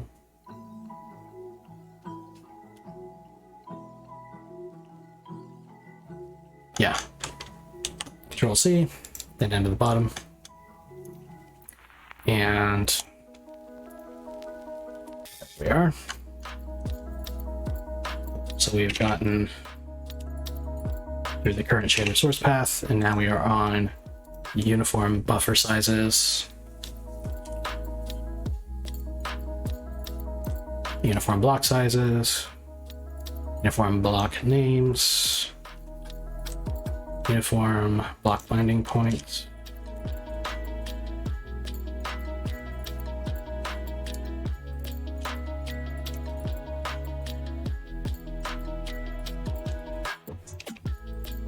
and I'm quickly just deleting all of the declaration stuff.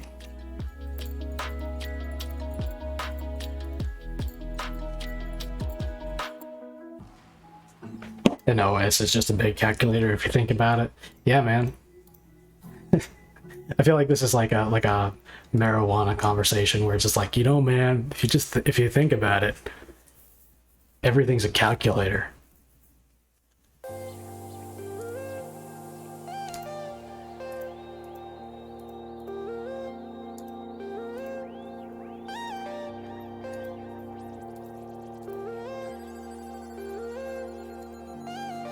This is a pro tip when you go to do programming, is that a lot of editors will give you features to be able to do stuff like this, where you can type stuff on multiple lines at the same time.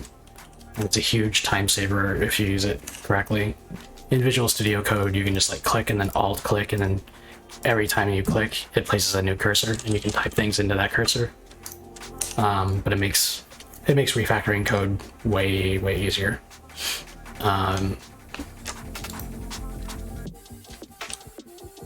Okay, so these uniform buffer sizes blocks, those all need to be reset, I believe. So do these.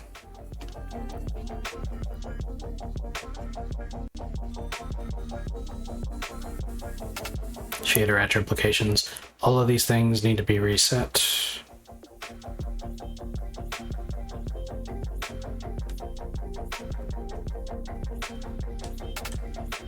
And then down here, these are actually constants. They don't need to be reset. They never change. I have, as a part of my preprocessor,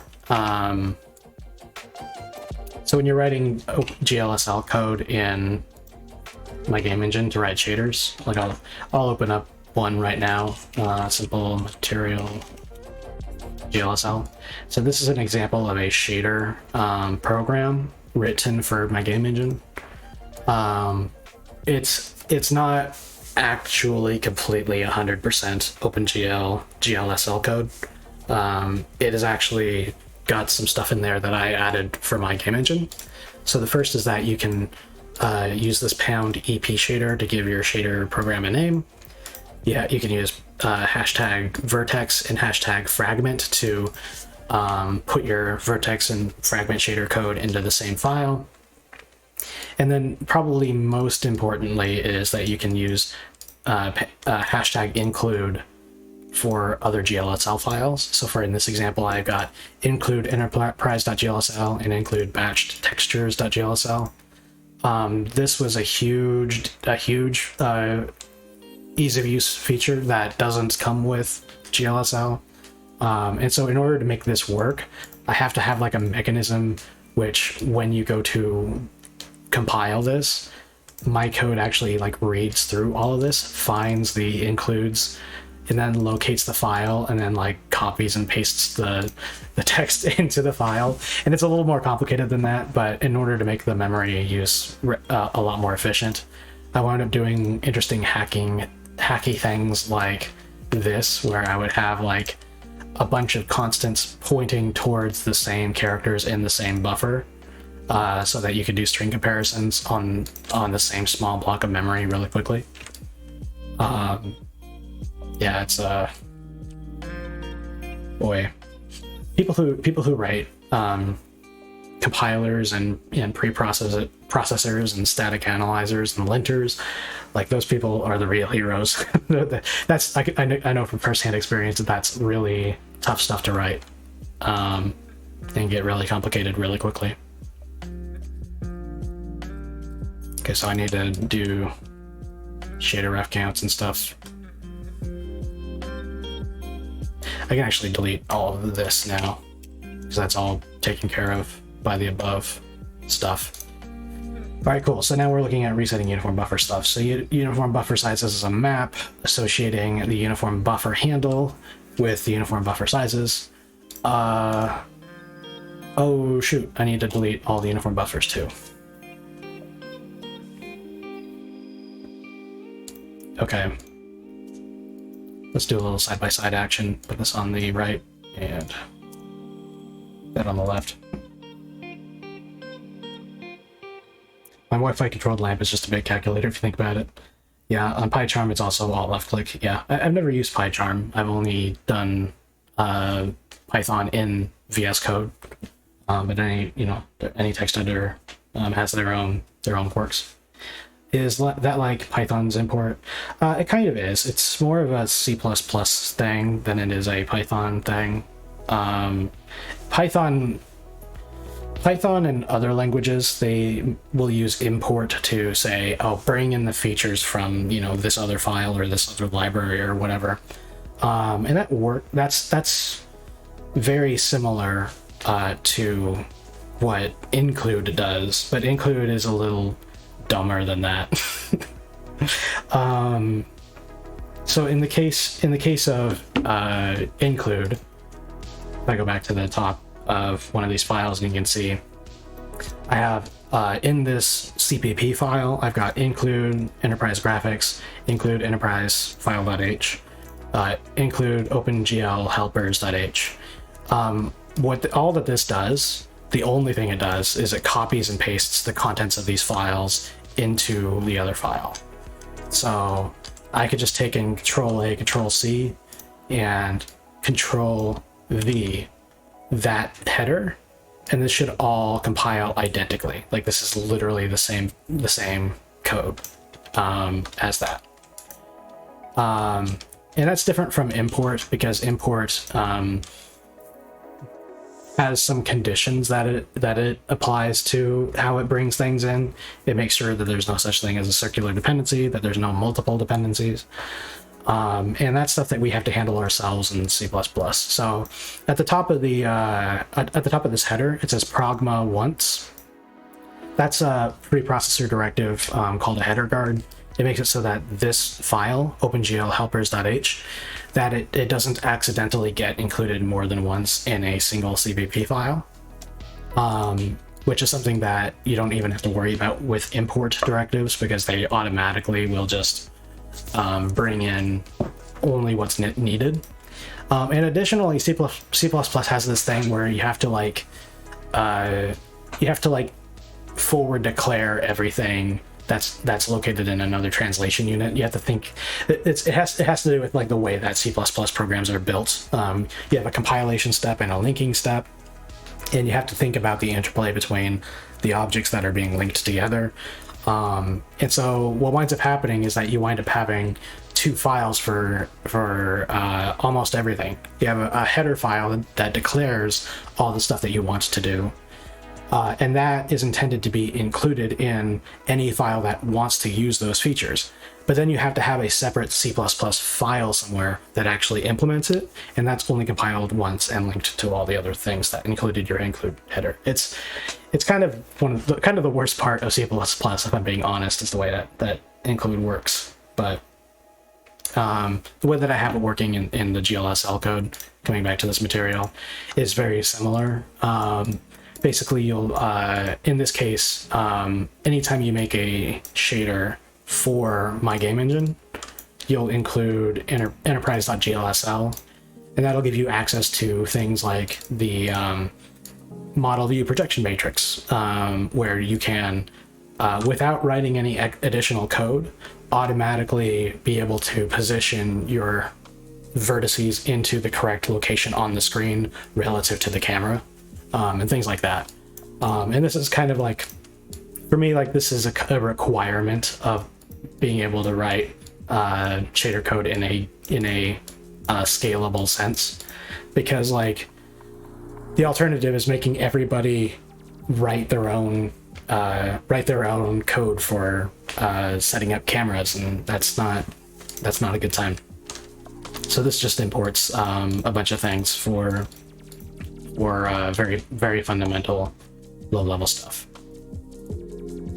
But anyway, here we go. Clean up, and all right. So I'm reviewing right now the graphics cleanup on the left, and then on the right I'll have the shader cleanup on the right, or cleanup shaders on the right. Because there's some overlap between what I was doing before and what I'm doing now. So before, I was deleting the uniform buffers directly from graphics cleanup. I need to move that to here. Here. Because this is the file which is managing the global uniform buffers. They're actually defined in this file, I believe. Oh, aren't they? I don't see them. Maybe I was wrong about that. Where are these declared?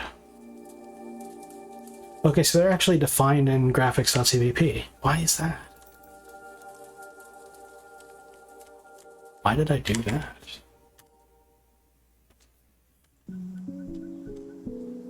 Oh, I did that because they needed to be initialized here, and I don't have a shader initialization. Ooh, okay. This has gotten really messy really fast.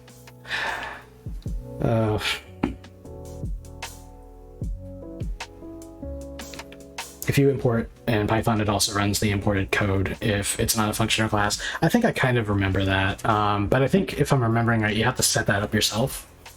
Like you have like a, yeah, you can like check in Python his main file or something like that. Here it is, top level code. So you conditionally check whether or not your file is being imported or not. And if it is, you can have it behave differently. But yeah, that's you probably are more fluent with that than I am right now, because I haven't worked with it in several years. I don't like VSC's UI, it just looks too complicated and uncoordinated. Yeah, I don't know. I think at first I was like, I think the thing that I that really got me over the edge on whether to use VS Code was the fact that it is like, it's got like a wide scaling utility. Like any little thing that you want it to do, you can find an extension probably that will do it really quickly. I'm using VS Code for C++ right now. That wasn't always the case. I used to be in Visual Studio and in Xcode for building this engine, but now I do it all through here because I can more easily work with a portable build system that will work on Mac and Windows without having to think too hard about it. But yeah, it's like, I don't know, it's something that you have to get used to, for sure. And it's not tailored for Python by any means. So there's probably a whole bunch of tools out there that work better for Python.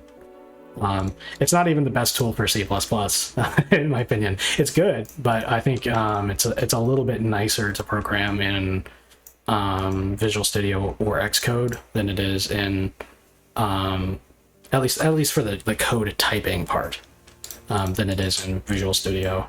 But now that but it's got like all these integrations that I really dig, so I'm kind of iffy about that. Like now I can just do Alt-Shift-F and it'll automatically apply code formatting to my Clang format. Like I have this file that tells it exactly everything that I want in my formatting style, and it just does it, and that's great.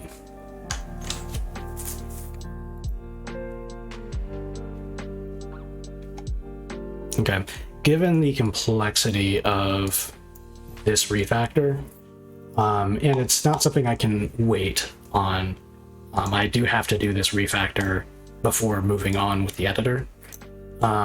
Given its complexity, I think I need to step back for a moment and reorganize my thoughts.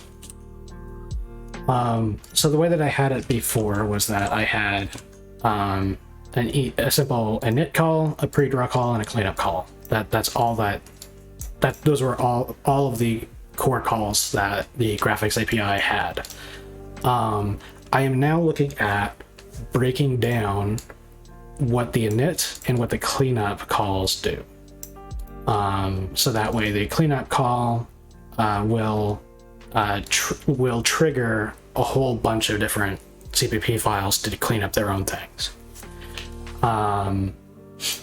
So I know that I want to do shader init and shader cleanup. Let's take a look at some of the other things that I'll want to clean up. So on the left here, we've got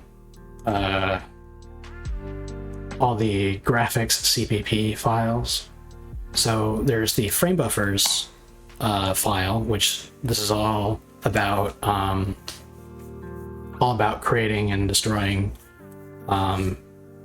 the draw targets when you're drawing to a texture instead of the screen.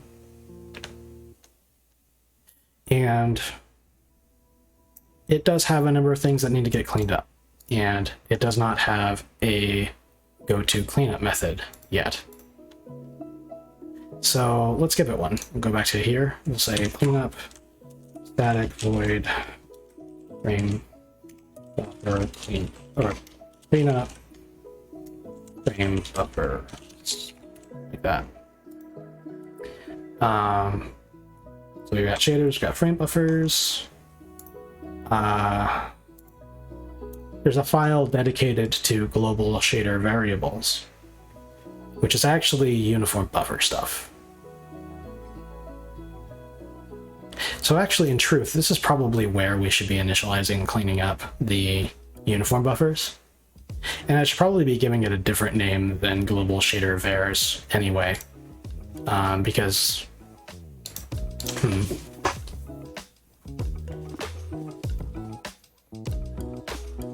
yeah, this gets a little tricky. Technically, a uniform buffer falls under the purview of shader stuff. A shader directly accesses the memory that a uniform buffer contains. Like all of this is in service to the shader code. So I guess it kind of makes sense for the uniform buffers to be set up on the shader side, because when you go to, like, even just to compile a shader, like, I have to use introspection to get all the uniform buffer names out of the shader. And I also implement the set uniform buffer data here. But maybe it would be better if I moved all of that into a uniform buffers.cpp. Because like this file right now has only got 60 lines in it, and the shader CPP code is super bloated. It's 3,300 lines of code in just this one file. I mean, a lot of it was stuff I just pasted in there, but by far the largest component is the preprocessor. That's this giant 2,000 line code block, which is kind of gnarly to look at. So maybe it would be better to take out some of those responsibilities from this file and throw it into this one. Yeah, let's do that. We'll do static void cleanup uniform buffer. And we'll give it a call.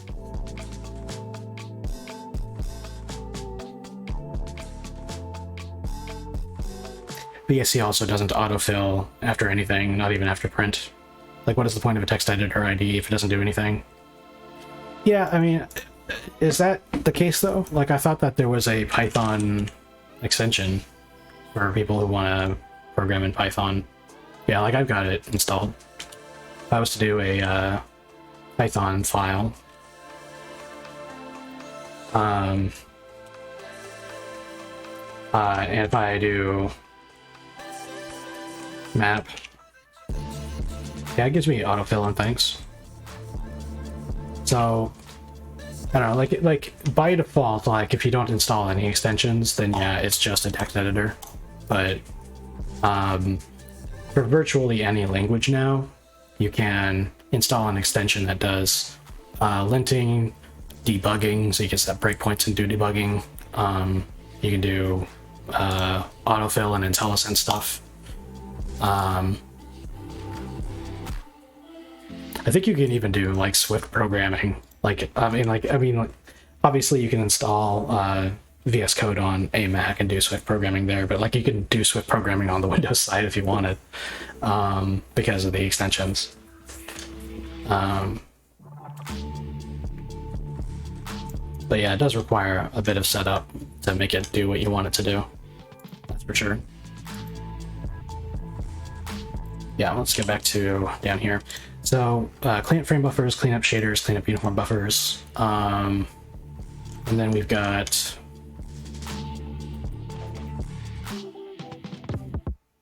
textures.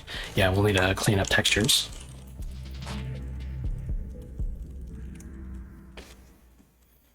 And then vertex arrays. Yeah, we'll need to do a call for that. And technically the window system is part of the graphics system, because ultimately the windowing system is too tightly coupled to graphics to completely separate those concerns. So I just decided to put my window API into my graphics system. But that has its own like that has its own life cycle that is outside of the scope of a graphics API, so I don't need to add a cleanup method there. Yeah, it looks like this is all of the cleanup methods that I'll need.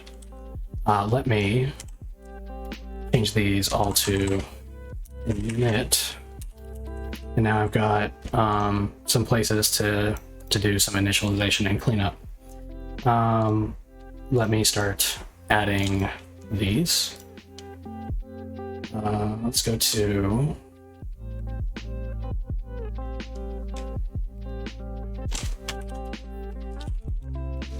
global shader vars, and then this will be where we implement void graphics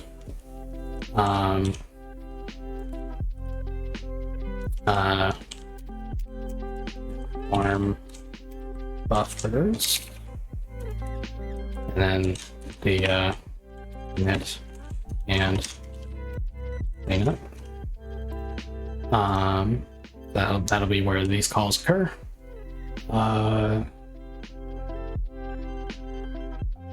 We're already working on the shaders cleanup calls. And down here we'll do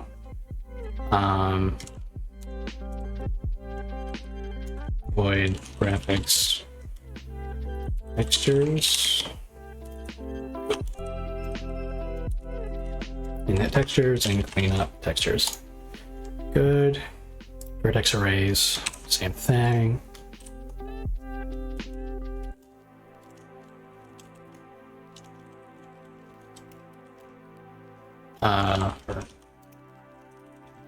Arrays and yeah. And then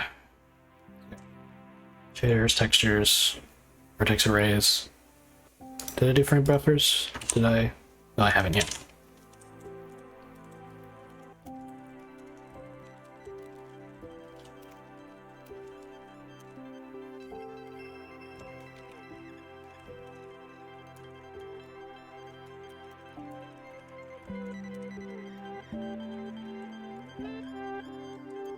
Okay. And then back in the original init and cleanup, I can start separating these concerns. So let me head back to here, and literally what I do is I'll just in the graphics init, I will just copy and paste all the other calls, and this is really all that will be in graphics init now. I need to move all of this stuff into the new init methods, and the same thing will go for cleanup. Oh, hey Nubby, how's it going?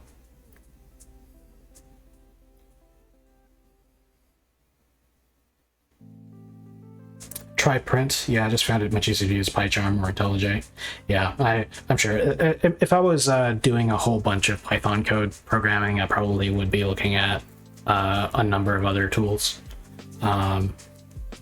It's just a field that I haven't spent much time in. I have strong opinions about what's good for programming in C and C++, only because I do that a lot. Like if I was working in Unity, for example, quite a lot, I would either be using Visual Studio or Rider probably, instead of VS Code, even though it's totally possible and doable to set up VS Code to do Unity stuff. It's just that Rider tends to be way more tailored to that workflow than anything that you could integrate into a flexible but admittedly general purpose editor like Visual Studio Code. Yeah, PyCharm is usually what I use for Python. Nice. Do you do a lot of Python programming yourself, Nubby? What kinds of stuff do you do?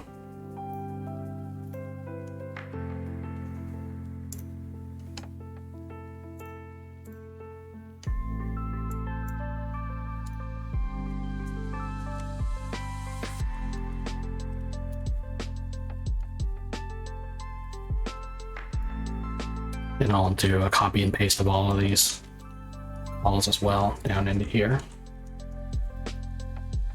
All right. And okay.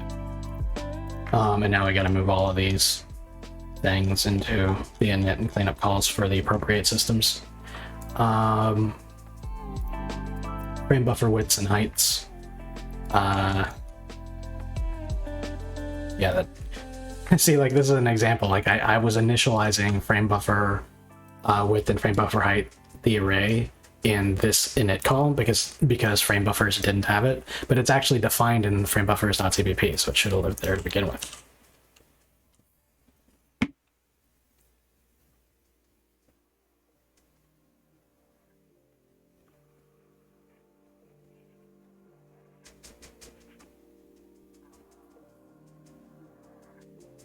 Yeah, a lot of Python usually mixed with MySQL. Been between jobs right now.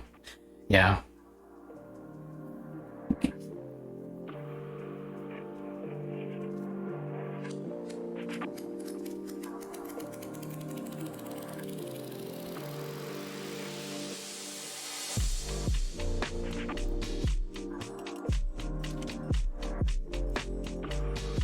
There's a lot of files. I'll dock this file on the left. So this is going to be the init and cleanup calls I've already got. And then on the right, I will just be, oh, these are all files that I'm working on now. Okay.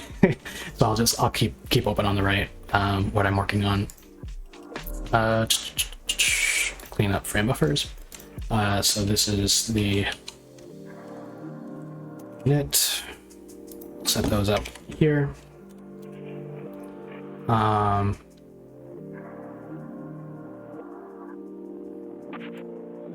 This is where we do detection of OpenGL stuff. So actually, this code probably should still live here. And in fact, I think I'm going to move it above the other lower calls. Because before I initialize anything else, I need to have the things like the maximum uniform buffer size and all the stuff that you pull at the start of running the project. Okay. And then I can use that data in the other initialization calls. Okay, so after that we've got texture and slot. So this is the texture management stuff. So let's go to textures.cpp and copy pasta.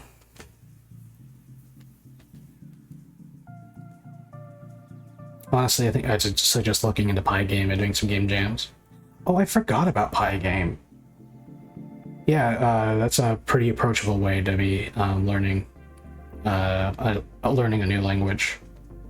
I'm not nearly as close as I want to be able to participate in game jams, but I've used it twice. Yeah, I would say that everybody, almost everybody, is underqualified for game jams, and that's why you should do them. No, I think nobody's exactly right. Doing game jams is a great learning experience, even if you don't finish, even if you don't come up with something that would win the game jam, right? It's all about learning, all about getting better. But yeah, I think if you can gamify learning a language, then that makes it a lot easier, or a lot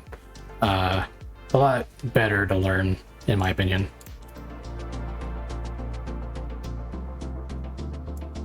I don't think I would be nearly as good at C++ if it wasn't for the fact that I could do colorful, graphical, gamey stuff with it.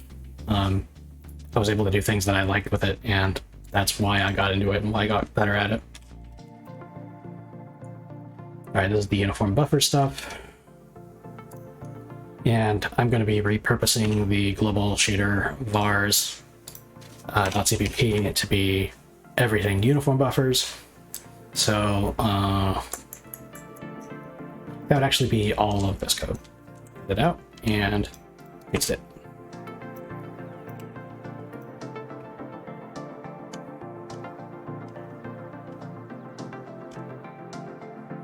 Cool. And I'm going to be moving is already initialized back up into the block up above. Now that we're back down to a single block. Clang format on that to do some tidying up of the new code. Okay, and then let's move over the cleanup stuff. The cleanup code doesn't really have a lot going on for it. We've got these two uniform buffers being deleted, so we'll go back to the soon to be called uniform buffers.cpp and paste them into there. Texture slot management stuff being deleted, goes into textures, cleanup textures. And then per camera global UB data stack. This should also go into the global or the uniform buffer file. Okay. So I think that we're getting a lot more organized. So yeah, the graphics.cpp file is now a lot more organized than it used to be. Now we're down to under 100 lines of code. We've got some global stuff declared. And actually I can move some of this over into the other CPP files now that I'm looking at it. Global VAO. The global vertex array object should probably be declared in the vertex arrays.cpp.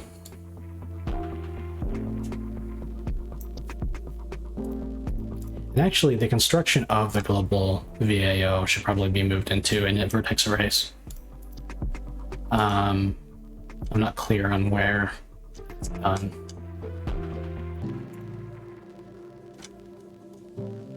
But yeah, let's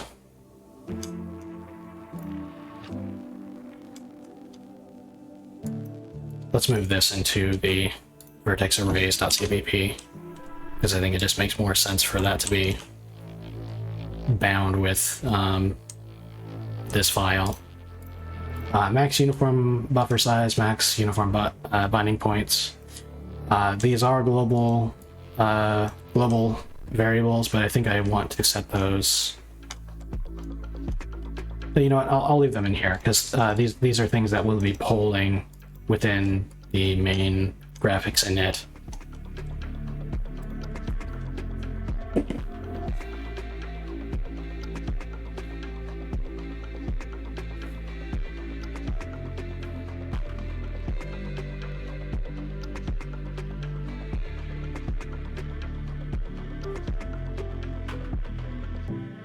Also, since I'm on the job market right now, it seems like a few employers are using HackerRank for tests. That site has a few certifications you can take as well. Python cert isn't hard either, it's just writing classes. Yeah, I've started to use HackerRank myself. There is a C++ area where you can level up your C++ skills on HackerRank. I think that it is useful in a couple of ways. Like it helps you start thinking differently about algorithms and structures, and the quote-unquote smart way to handle certain problems, because you'll eventually bump into problems on HackerRank where it's like just getting the thing done is only one part of the problem. Like you solve the problem and you hit submit, and then it's like, okay, you solved X out of N test cases, but you still have these test cases where you failed because your code took too long to execute, and things like that, and it gets you to starting to really think about how you can write better performing code. But my experience so far with HackerRank has been like, it kind of sets up the programming problems correctly, but then like it gives you like a template file where you're supposed to, it'll like gray out everything except for one section of the code where you're being asked to write your own code to implement something, and like the code that's outside the code that you can't control is written badly. and it's frustrating because like the way that the code is structured that's outside of your control is in an unrealistic way, in a way that makes it harder for you to do what you're going to do. And that could be like a good thing, because it'll teach you, how you can work within certain boxes. But on the other hand, if you're new and you're learning programming, sometimes maybe you don't want to be taught how to do things a bad way. You don't want to be shown bad examples of code as if they're normal. I don't know. That was my experience with the C++ stuff, though. The Python language stuff might be different.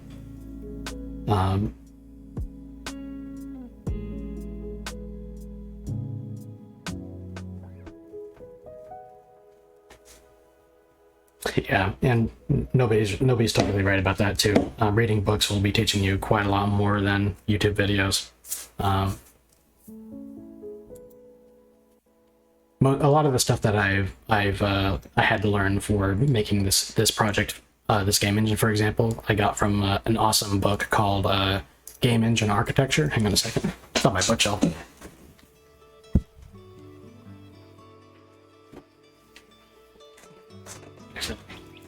Accidentally bumped my mic. But yeah, like this book is a really, really awesome book for anybody who's wanting to do game engine stuff.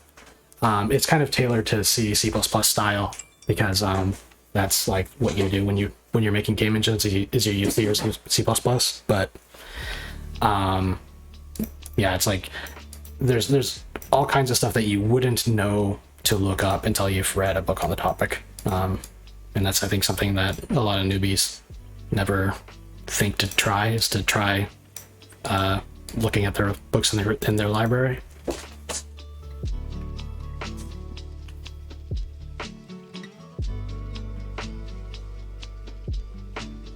Yeah, because sometimes there's just things that you don't have to do what the books cover and it's better, or that things that people will do and you just have to respond to it. Yeah. It's all about, getting out of echo chambers. Not that I'm a professional or anything. I'm not.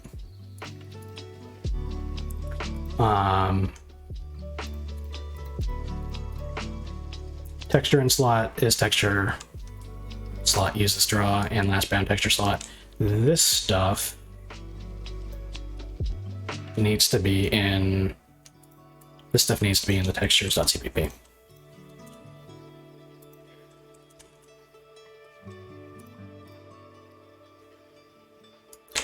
And yeah, you know what? All of this stuff needs to be. I'm just going to move everything into their own category files.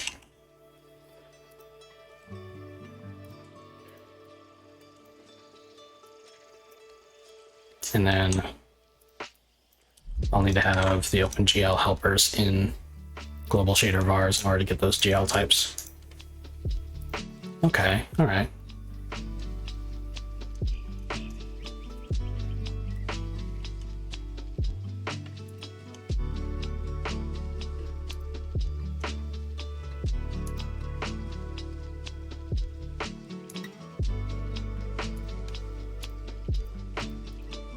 And I'm a little bit on the fence about the pre-draw call now. So taking a look at the graphics .cpp we got here, it's a lot simpler now. It's basically just this initialization call, which pulls OpenGL for certain maximums and certain values that are necessary for the rest of the engine. And then it calls all of the other inits, and then we have all the other cleanups on its cleanup. But I have this one small little task that we need to do before drawing each frame, and it's a texture thing. So it's not. I don't think it's really worth working off to do a.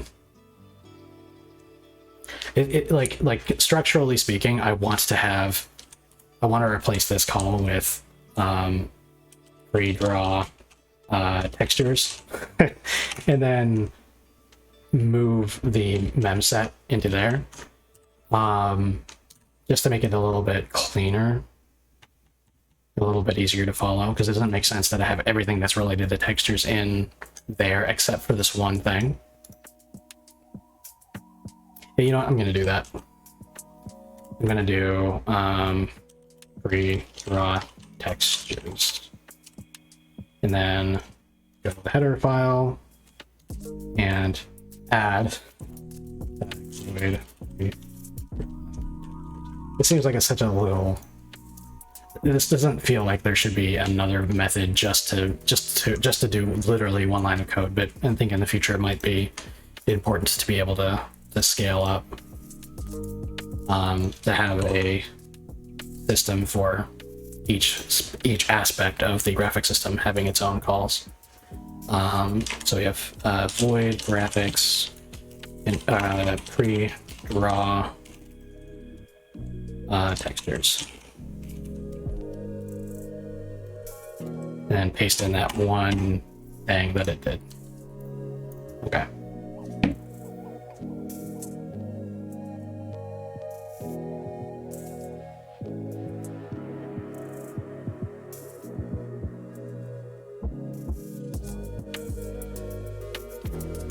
Yeah, you can call me Mike. I go by Michael, but I don't really take offense to being called Mike or Mike. Well, I might take offense to being called Mikey, but I think I'm fine with Mike.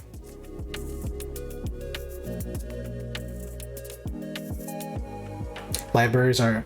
What's happening with the libraries in Germany? Are they going out of business?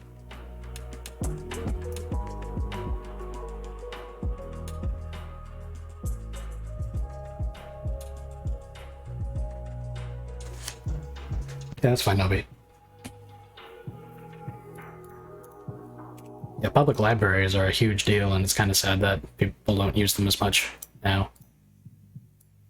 At my local library in Walla Walla, it's used for two things. The first is to rent movies for free. People go in and they'll check out a movie that's on the movie shelf, or they'll bring their kids in to like do summer programs or play D&D or arts and crafts programs. I mean, people do go there for books, I assume, but I don't find a lot of people that do that.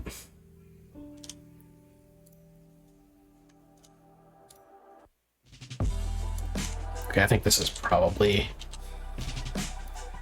good.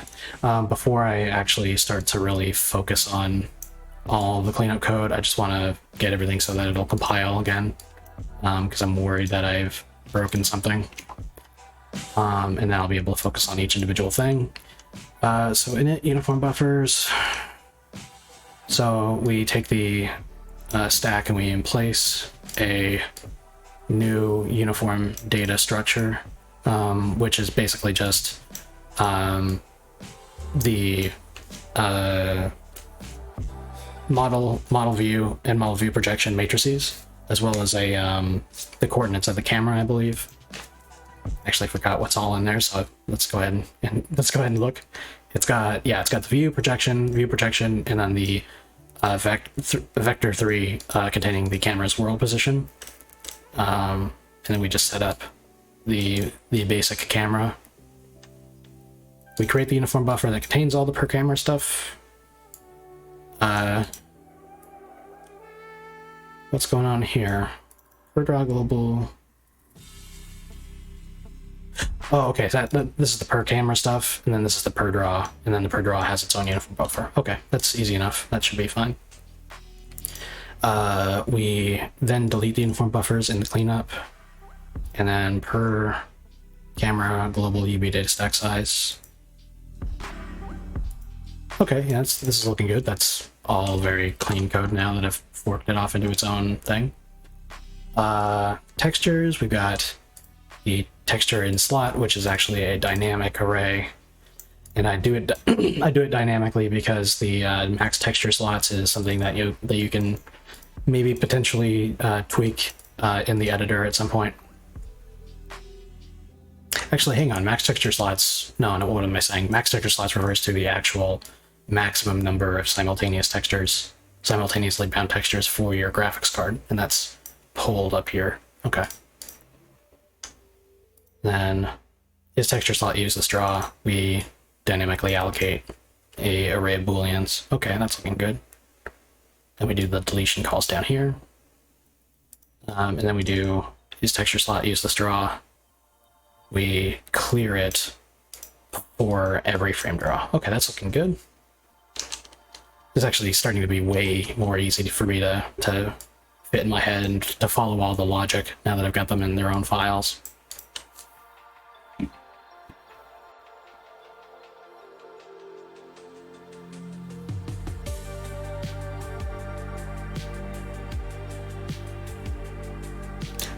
Sorry if I'm being annoying at all. I'm working at a pizza place right now since I'm between jobs, so I haven't coded in months. Oh, you could never annoy me, Nobi. You're not annoying. You're cool. Libraries don't usually charge for borrowing books, so they have no profit and are publicly funded, which means they go broke. Yeah, they, I mean, like, yeah, that's like the point though, is that they're publicly funded, so they're taxpayer funded, so you don't have to, they don't have to have business concerns. So when you say going broke, does it mean that they're like being defunded, or are they going away or something like that? Have you included AMD GPUs? Do you mean, will this game engine support AMD GPUs? Because if that's the question, then yes. I don't write a lot of code that's specific to one GPU over another. In fact, I write zero code that's specific to one GPU over the other, because I just let OpenGL handle all of that. I will probably at some point start using OpenGL extensions, and then after that probably switch to Vulkan and then get a lot more granular. But yeah, the short answer is that it doesn't matter which GPU you have, this should work.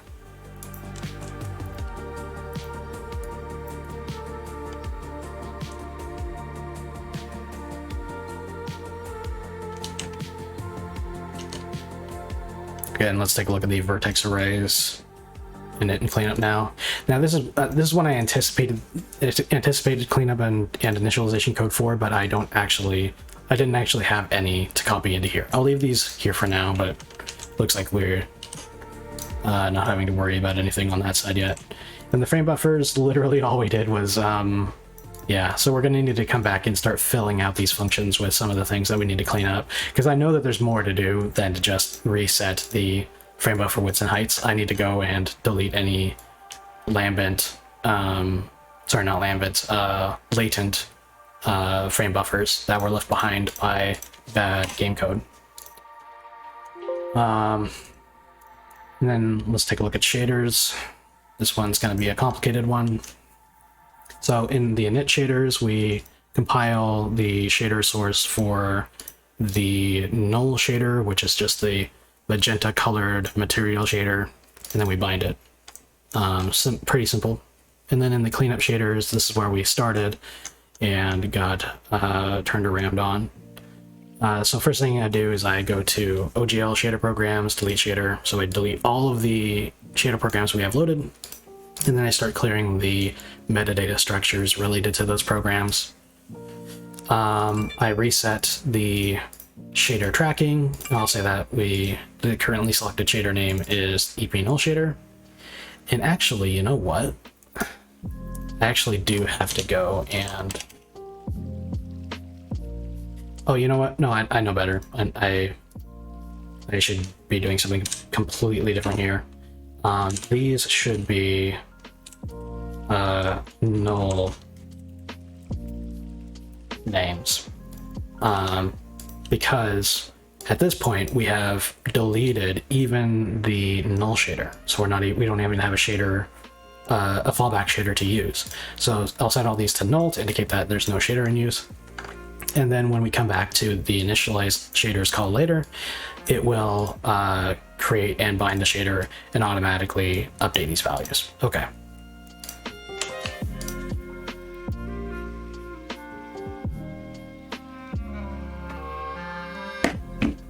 There we go. And then OGL active program, shader ref count, shader source paths. Yeah, I think, yeah, these will all need to be reset as well. And then I was looking into resetting all of this stuff. And for now, I just will comment out all of that. And I just want to confirm that everything's compiling. So I've kind of got everything into a state that probably should work, but I need to confirm that I haven't broken anything so that I can test this as I go. This warning is annoying. Alloc A is something that I use periodically for very small OpenGL situations, and Microsoft doesn't want you to be using that. So I'll periodically get warnings saying that Alloc A is undefined, but I'm using Clang to compile, so it's not actually a problem.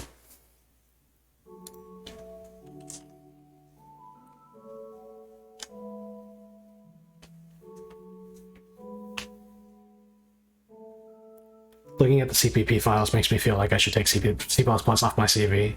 Haven't done it in so long that it's natural to me. Yeah, and I might not be showing off a prime example of C++ code either. But yeah, it's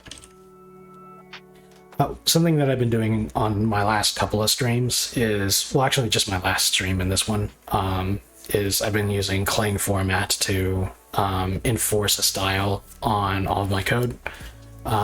Which means that I actually do have to refactor a few things to make it work with the new formatting system.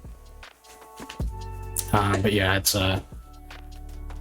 this is a pretty messy code. It's getting better, but it kind of feels like a lot of this was written back when I was still I wasn't new to C++ at the time, but I wasn't as practiced as I am now. So there's a whole bunch of stuff that I come across where I'm just like, that's bad code. I should do better.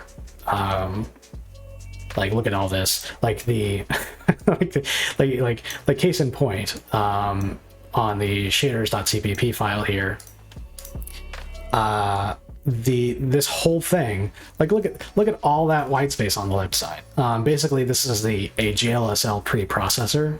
It's going through a GLSL file and like reading out a whole bunch of stuff and then like replacing a whole bunch of text with stuff, and it's doing a whole bunch of preprocessor things. But like it like the branching gets so complex that it's just like, now that I've implemented a 120 sorry, not 120, a 90 character limit, it's like all squished up against the right edge there. And it's like that's so hard to read. But so then I'm going to need to go back and reevaluate how that's put together just for maintainability's sake. But yeah, it's all about doing better today than you did yesterday.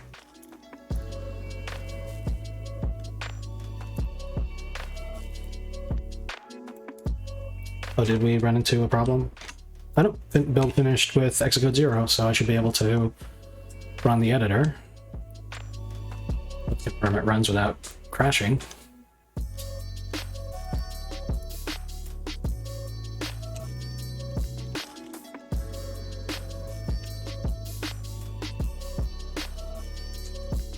Oh, that's interesting. It's recompiling again. I must have made a change on this file by accident. All right. So it's the editor's opening. We can go to File and Close Project. It unloads. We go to the debug console. We can confirm it says game syscleanup, and then we unloaded testgame.dll. And if I go to Open Project, locate testgame.ebproj, it reloaded it and called game sysinit on it, and nothing crashed, and everything is still here. This is the test game project running through the launcher, so that is the game is still loading as a hot reloadable DLL file, and then this is gonna take a second, I guess. One of my dependencies on this project is got a CMake file that uses globbing for its files. And that's really annoying because it right now it's taking up the majority of my build process. Is just spending 15 seconds in this case checking through globbed directories for changes, like not even doing any work. Friends don't let friends use globbing in CMake.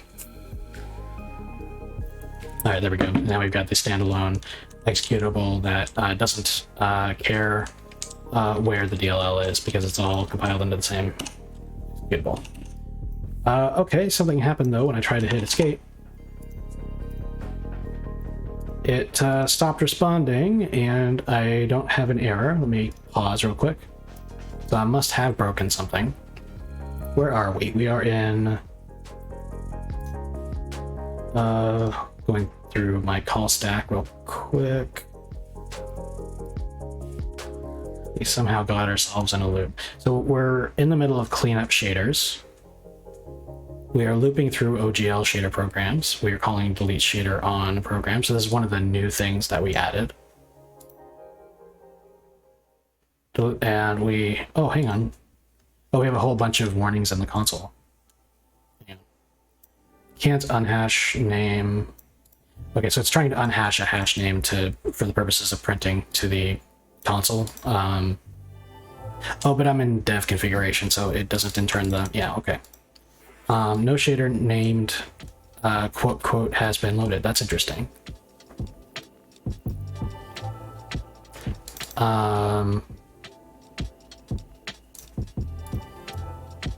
There must be some consequence of my delete shader call that I haven't been thinking about. For now, let me head back to the cleanup call.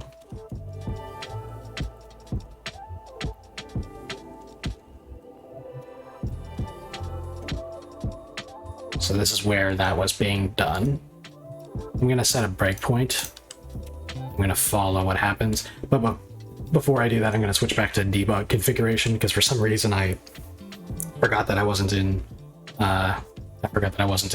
debug configuration.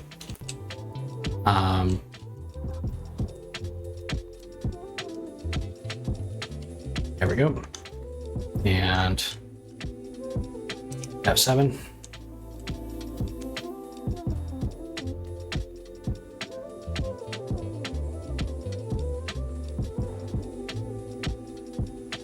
Have you ever created 4,000 files at once by accident?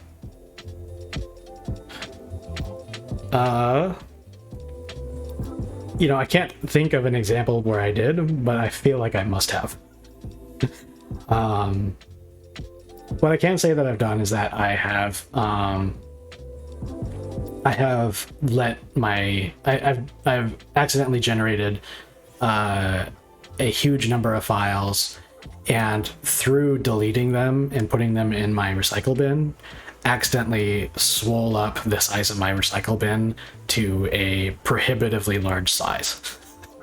I've learned to use, on Windows, you use Shift Delete instead of just delete, and it'll just delete the file instead of throwing it into the recycle bin. So whenever I'm clearing generated or temporary files, it'll be a lot better. But in my case, I was generating documentation, and I was working on my documentation generation system for the game engine, and it was generating like entire HTML websites at one time, and I was just deleting and sending each copy of that whole website into my recycle bin, and it got to be like ridiculously large after a little while, and I discovered it after I discovered what I did the hard way. While thinking about it, one of the most important things to learn early is python.logging. It's important to know always, and it's a better way of doing print debugging. So I'm messing around with JSON pickle and reading and writing files, and I made an infinite loop that made JSON files, which named, yeah, yeah. I think we've all done things like that. Okay, so now it's back up and running. I press escape to quit, and now we've hit the breakpoint. So for starters, let me review what's in this structure.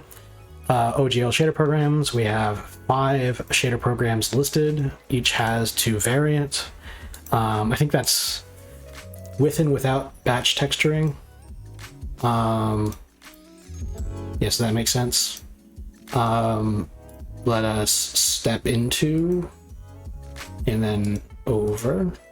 Okay, so it looks like we're going to delete the first shader just fine. And let me dehash the... Okay, so we're working on the simple MSDF shader program right now. So the one that we use to do the crisp, clean text glyphs.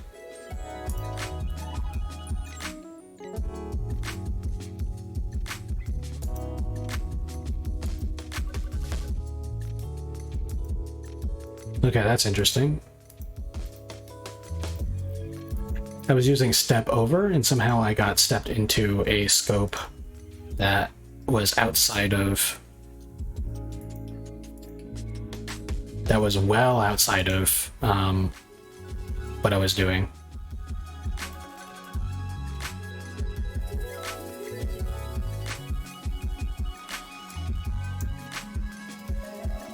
Okay. Was this the same error as before? Let me try that again.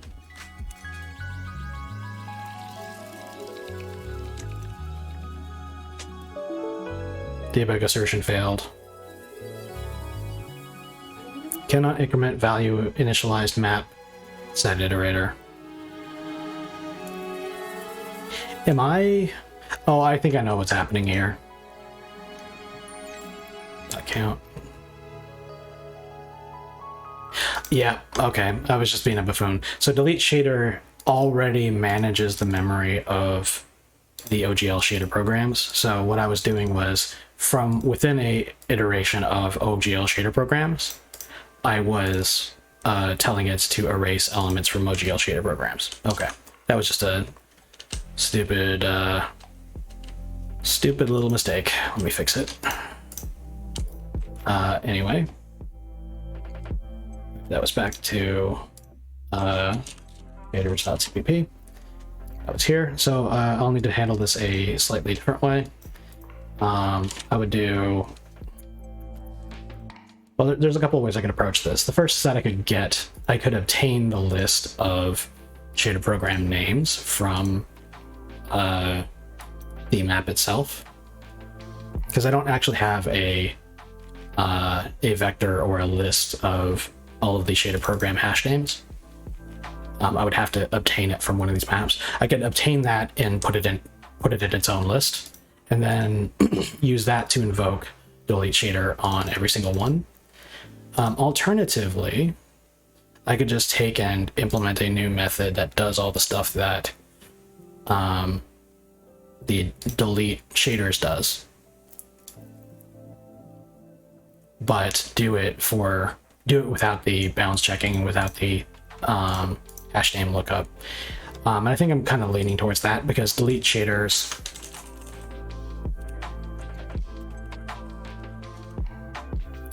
well, that's the wrong one.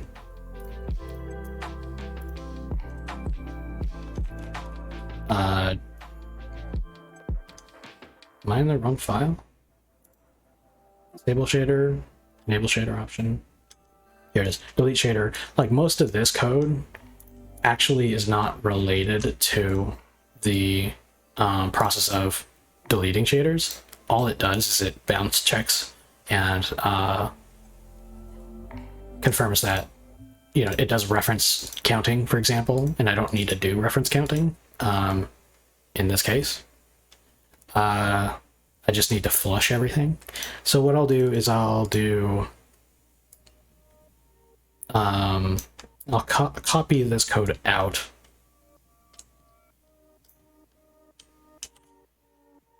And then down in the cleanup code, instead of doing that,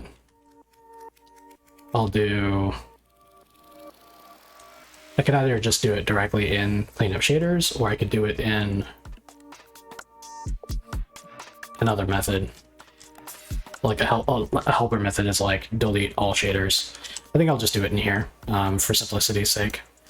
So we don't need to deal with reference counting because we're going to be deleting all the reference counting stuff.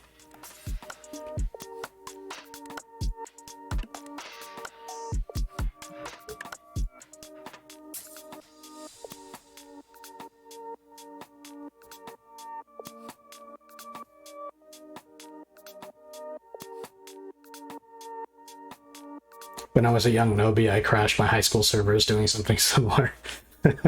Didn't create files, but managed to hog RAM with a bunch of shit. Yep. Yep.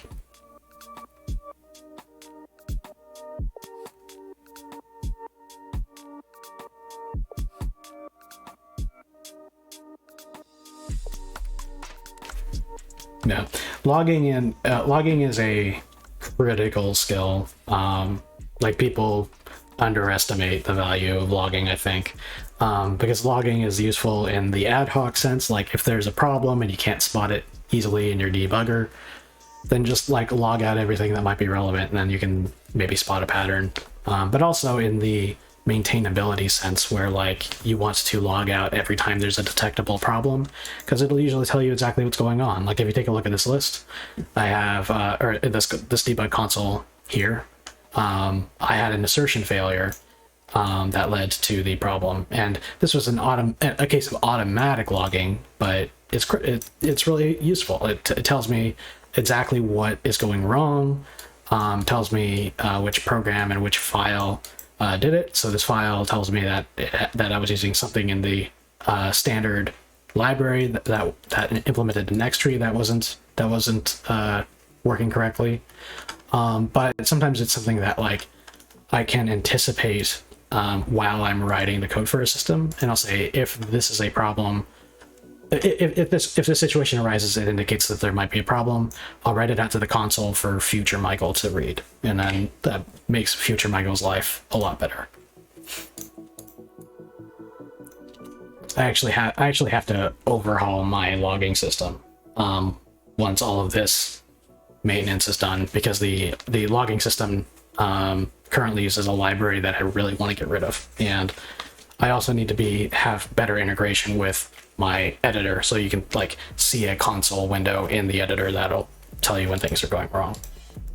So that's all going to be overhauled. OGL shader programs, right?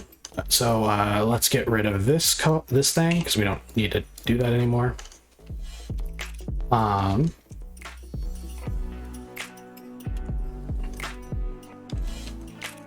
Okay. Right? Yeah. And now we are on to... Hang on, I think I skipped a step. What did I miss? Oh, I deleted the wrong thing. Okay, get rid of that. Get rid of all that. And basically, this boils down to iterating through all of the OGL shader programs submaps. So this is, it gets a little complicated, the structures that I've been using for mapping names to types and stuff. But essentially, OGL shader programs is a map that maps the name of the program to another map, which maps a set of option names to the handle on the OpenGL code to that program. So every program, like the enterprise shader program, in quotes, actually is a collection of programs called variants.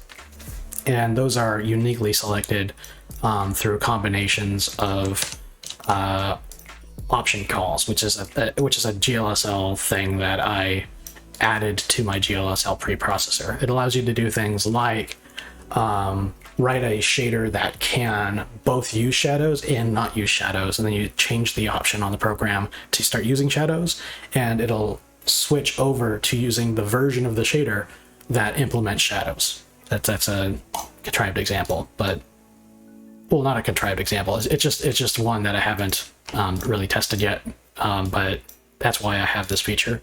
And that's why this is so complicated. So what we had in the delete shader code is that we provided the delete shader function with the name of the program. It looked up that and then got the options and variants handles out of all of them. So what we need to do is we need to go through every single one of the program maps, and for every one of those, do this code. So what we'll do is we'll do a range base for loop here. So this will be const auto reference. And I'm using const auto reference because we're not modifying anything in the for loop here. We are only just getting the variants out of them. we will do structured binding. We'll get the program name, and then the second item is a map between the options and variants. So I guess we'll say this is a variant map, and we'll get that out of OGL shader programs. Okay, and then we can plop this whole thing into that for loop. And now when we look up OGL shader programs under program, we are using the key gathered from the outer for loop, and then we can do the options and variants inside. In this case, we literally discard the options, so that can actually just be like an underscore or something to indicate that we don't use it. And then we use the variants down here. Yeah, I think that's pretty good code. It actually winds up being way cleaner. And then down here, we can go through and delete all of the metadata associated with the programs. But this should go through and delete every single program. And then in the init shaders, we will immediately recompile the null shader for use on reloaded code. So recompiling, we'll see how that goes.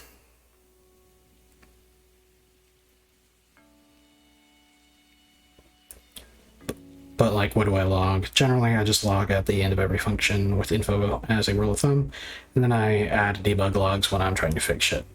Yeah, so to shine a little bit more light on that, there's most logging systems will have like 5 or 6, usually 5 levels of logging. Okay, cool. That didn't break, so we fixed the bug. I can press escape to quit and it doesn't crash. Now let me run the launcher, and okay, now the launcher's got a problem. Boy. But yeah, there's usually a small variety of logging levels. And this is kind of a conventional thing. I'll show you mine. That would be in console.h. So in my case, I've got these logging levels. I've got EP trace, EP debug, EP info, EP warn, and EP error. And then lastly, EP fatal, but fatal is like a, it's specifically for logging fatal errors. So like if your program is about to crash, you can log to the console or log to your output file what went wrong or why it's crashing. But the idea is that these have increasing severity. Trace is like really low level stuff. Like if you're trying to identify a problem that's really hard to, you're having a hard time finding exactly where within like a section of code the problem is, or like a certain system where a problem is, enabling trace logging will help you identify the lowest level things. So it'll log any little thing that it does to the console. So this is like really low fidelity stuff. So for my purposes, when I'm just like wanting to write something out to the screen real quick, I'll just use EP trace. EP debug, that's a slightly higher level. Usually you will use that for trying to diagnose problems. So the EP trace logs every little thing that you do. Debug is logging things that are useful for somebody who's trying to diagnose a problem, but they don't necessarily need all the super low level details that trace provides. Info is like periodic messages that tell you about the current state of the program. So like if you are sifting through a big long log file, seeing a periodic info message that tells you, okay, the user just opened a window or something like that, like telling you like what situation you are in at the time of that log message. Warning is usually for logging things that indicate that you may have a problem, or that you do have an unexpected situation that indicates a problem, but it's survivable. The program can move on without disturbing the user. And then error is a situation where something has been confirmed to have gone wrong, and something may not work correctly. So this is like the most important thing to pay attention to. So if something has broken in some way, but the program is able to kind of push past it, you'll use an error. And then fatal is not technically a logging level. I use it, at least I don't think it's technically a logging level. I use this to log the very last words of a program before it bites a bullet and dies. So that's for the most severe things. And it's basically EP error, but it has like a big red background and it's like really flashy and it really grabs your attention. But yeah, basically the idea is that you will, in your programs, you log out all of your events according to these categories, and then you can toggle on and off which things are logged. So you can filter out things that you don't care about at the time. This is kind of a big long rant, but that's a thing that it took me a while to learn on my own, why, like, what all these things are, what their purpose is, and so on and so forth.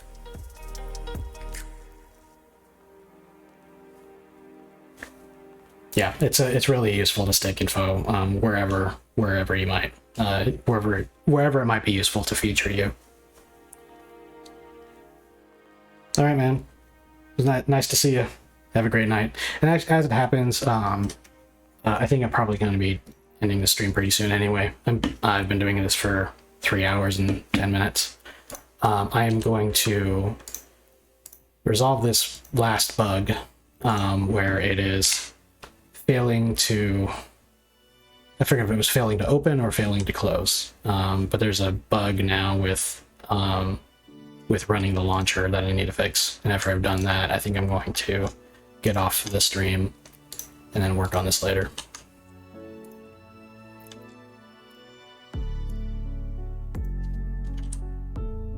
What's it rebuilding? What did I change? It's rebuilding a lot of low-level stuff. Did I accidentally change the console? Oh, I took I subconsciously I just took a space out of the file that was a typo, and then because this is such a low-level header, it's rebuilding like 30 different translation units. Yeah,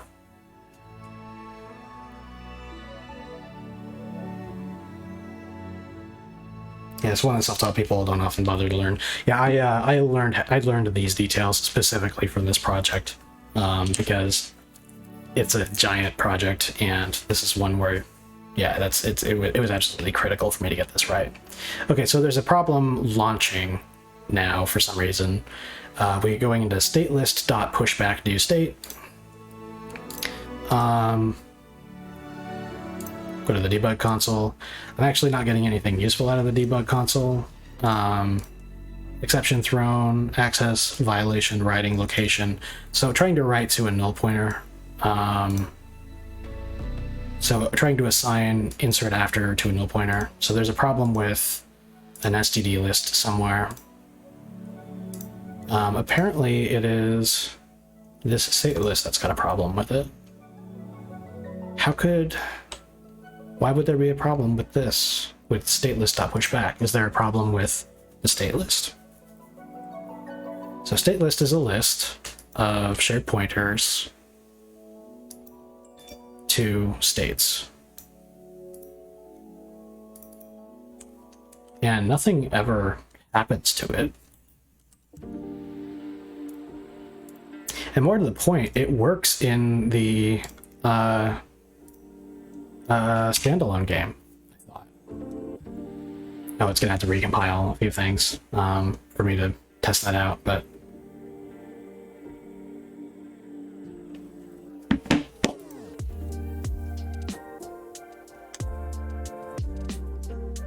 come on.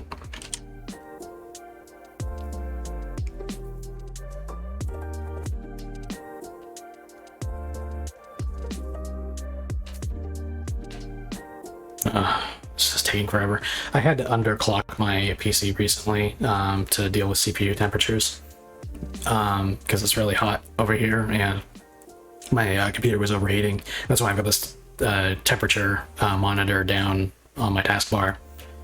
And ever since I've done that, it's not been overheating, but I feel like it's a lot slower. Yeah, so this is working. Like, this thing that we're seeing is a test state being pushed into the state list correctly. And it's the same code as is being run in the launcher.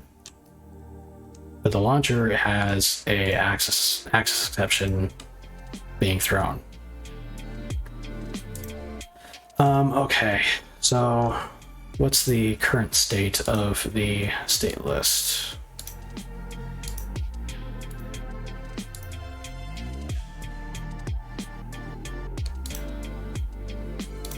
Okay, so we're in the initialization of the game code. We go to State Manager, push state. We give it the type test state.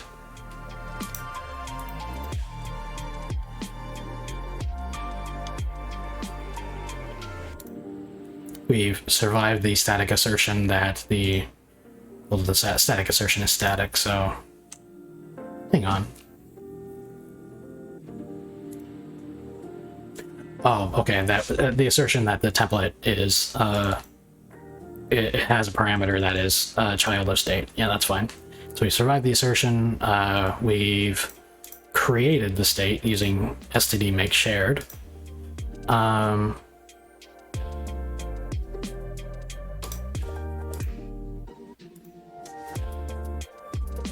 And then it goes right into failure to insert or failure to in place. I don't get it, and I'm not getting a lot of hints from the error message itself either.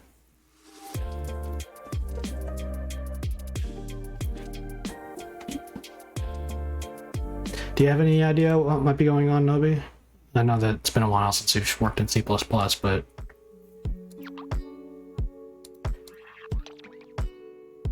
the error is a access violation writing to a null pointer.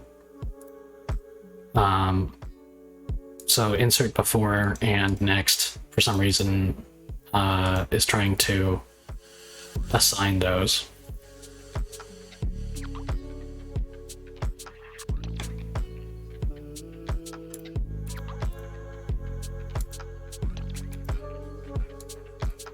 But there's nothing in the list. All right, so let me stop for a second.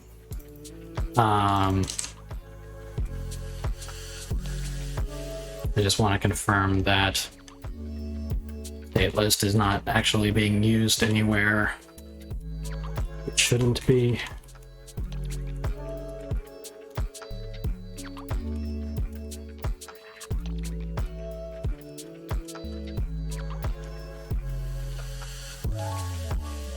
No, it's a private member of state manager.h.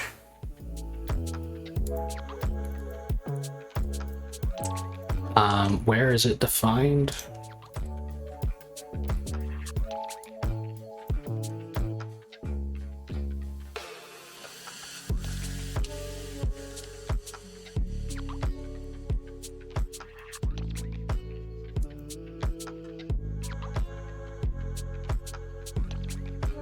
Yeah, it's defined in state manager.cpp.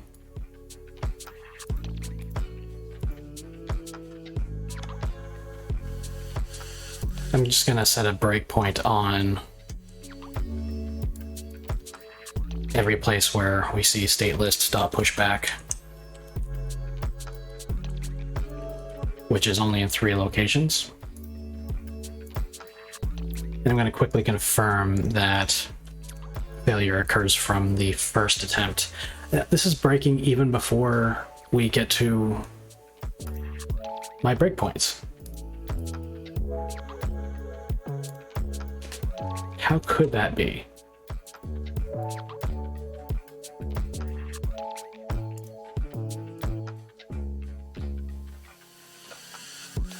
Oh, you know what? I think the error is coming from the line before. What does it say? Push state? No, it's coming from the push state line.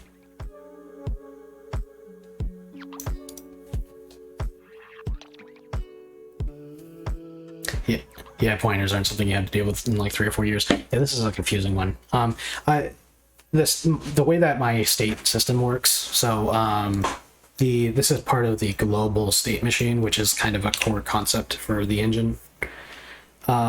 Basically, when you fire up a game in this game engine, instead of marrying the game logic to your levels the way that Unity does, so like Unity, the way that it works is that you make a scene in the editor, literally working on the level editor. You add scripts to that scene that define how the gameplay goes, and then you just tell at Unity to start by loading that first scene as your initial scene. So it completely marries the game code to the levels that you make. Instead of doing that, I have a global state system where you define the gameplay code independently of the levels, and you can move from one state to the next. So this is a simple state that represents just, a little first-person camera thing that's got some input, and it draws this scene with some text in it. But then you can switch to another scene that completely replaces this with something entirely different. For some reason, it is crashing when I go to create just the first scene, or create just the first state. And I'm not getting anything from the console to help explain why that's happening. Let me change to the editor real quick. Confirm the editor isn't crashing either.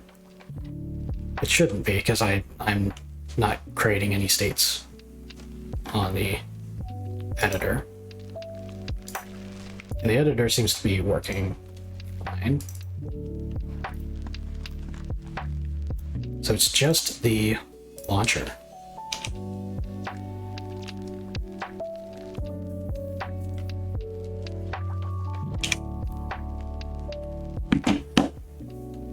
And I'm not even using pointers here. That's the thing, is that this failure is occurring inside of the standard library list class. It's indicating that I'm using the pushback wrong, but I don't see how I could be. I've got a... Okay, stop.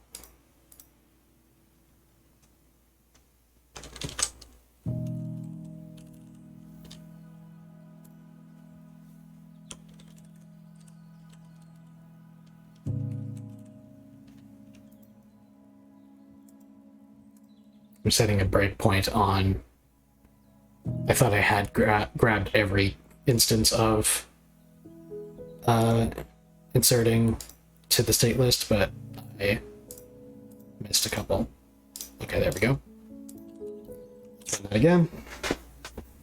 Okay, good. Now we've hit the breakpoint. So first thing we're doing is we're invoking the push state templated function that essentially just makes a shared pointer, so it constructs a instance and passes back a safe pointer, a smart pointer, using the arguments being forwarded to the state. That's fine. And then we successfully hit statelist.pushback. Is there something wrong with either of these?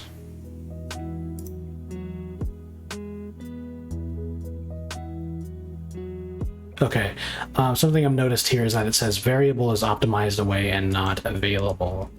That doesn't make sense because we're in the debug configuration. We have not optimized. Oh my god. I know what this is. Oh, this is so annoying. It has nothing to do with anything I've done today. It has to do with something that a feature that I haven't added yet. Oh, this is gonna be frustrating. So, we go to the actual project file, the file that represents the test game that I double click from the editor. This is actually the contents of it. It's really simple. It's just got the project name itself. It's got the friendly name, so this is what displays in the editor. It's got the location for all of the content, data, temporary directories, every location which we are redirecting the virtual file system to read from. And then it's got the locations for the 3 configuration builds of the game, and an option for which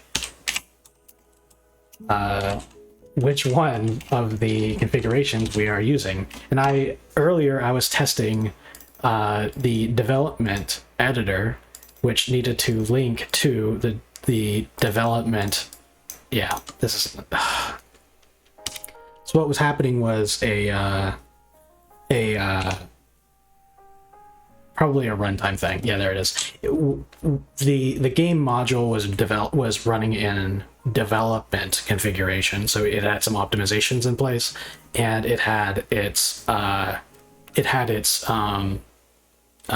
think it's a standard runtime library, or whatever it's called. The runtime was using the debug version, and the launcher, or the other way around, the launcher was using the debug version, and the game module using the release version, and they didn't play nice together. Okay, so yeah, it's actually all working just fine. I just forgot. Something that I need to do that I haven't figured out how I want to handle yet is to make it so that you can open up any version of the game module with any version of the editor and any version of the launcher.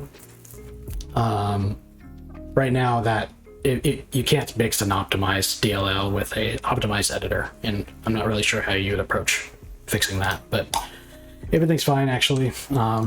I just forgot that I had run a test, and I forgot to turn the test off. All right, cool. All right, I think that's it for me. I've been doing this for 3.5 hours. It was cool to see you guys come in. I don't usually get a lot of traffic. I'm gonna try to do this more often though. I'm trying to do this semi-regularly so that people can pop in if they want. But yeah, take it easy. Have a great night. Talk to you later.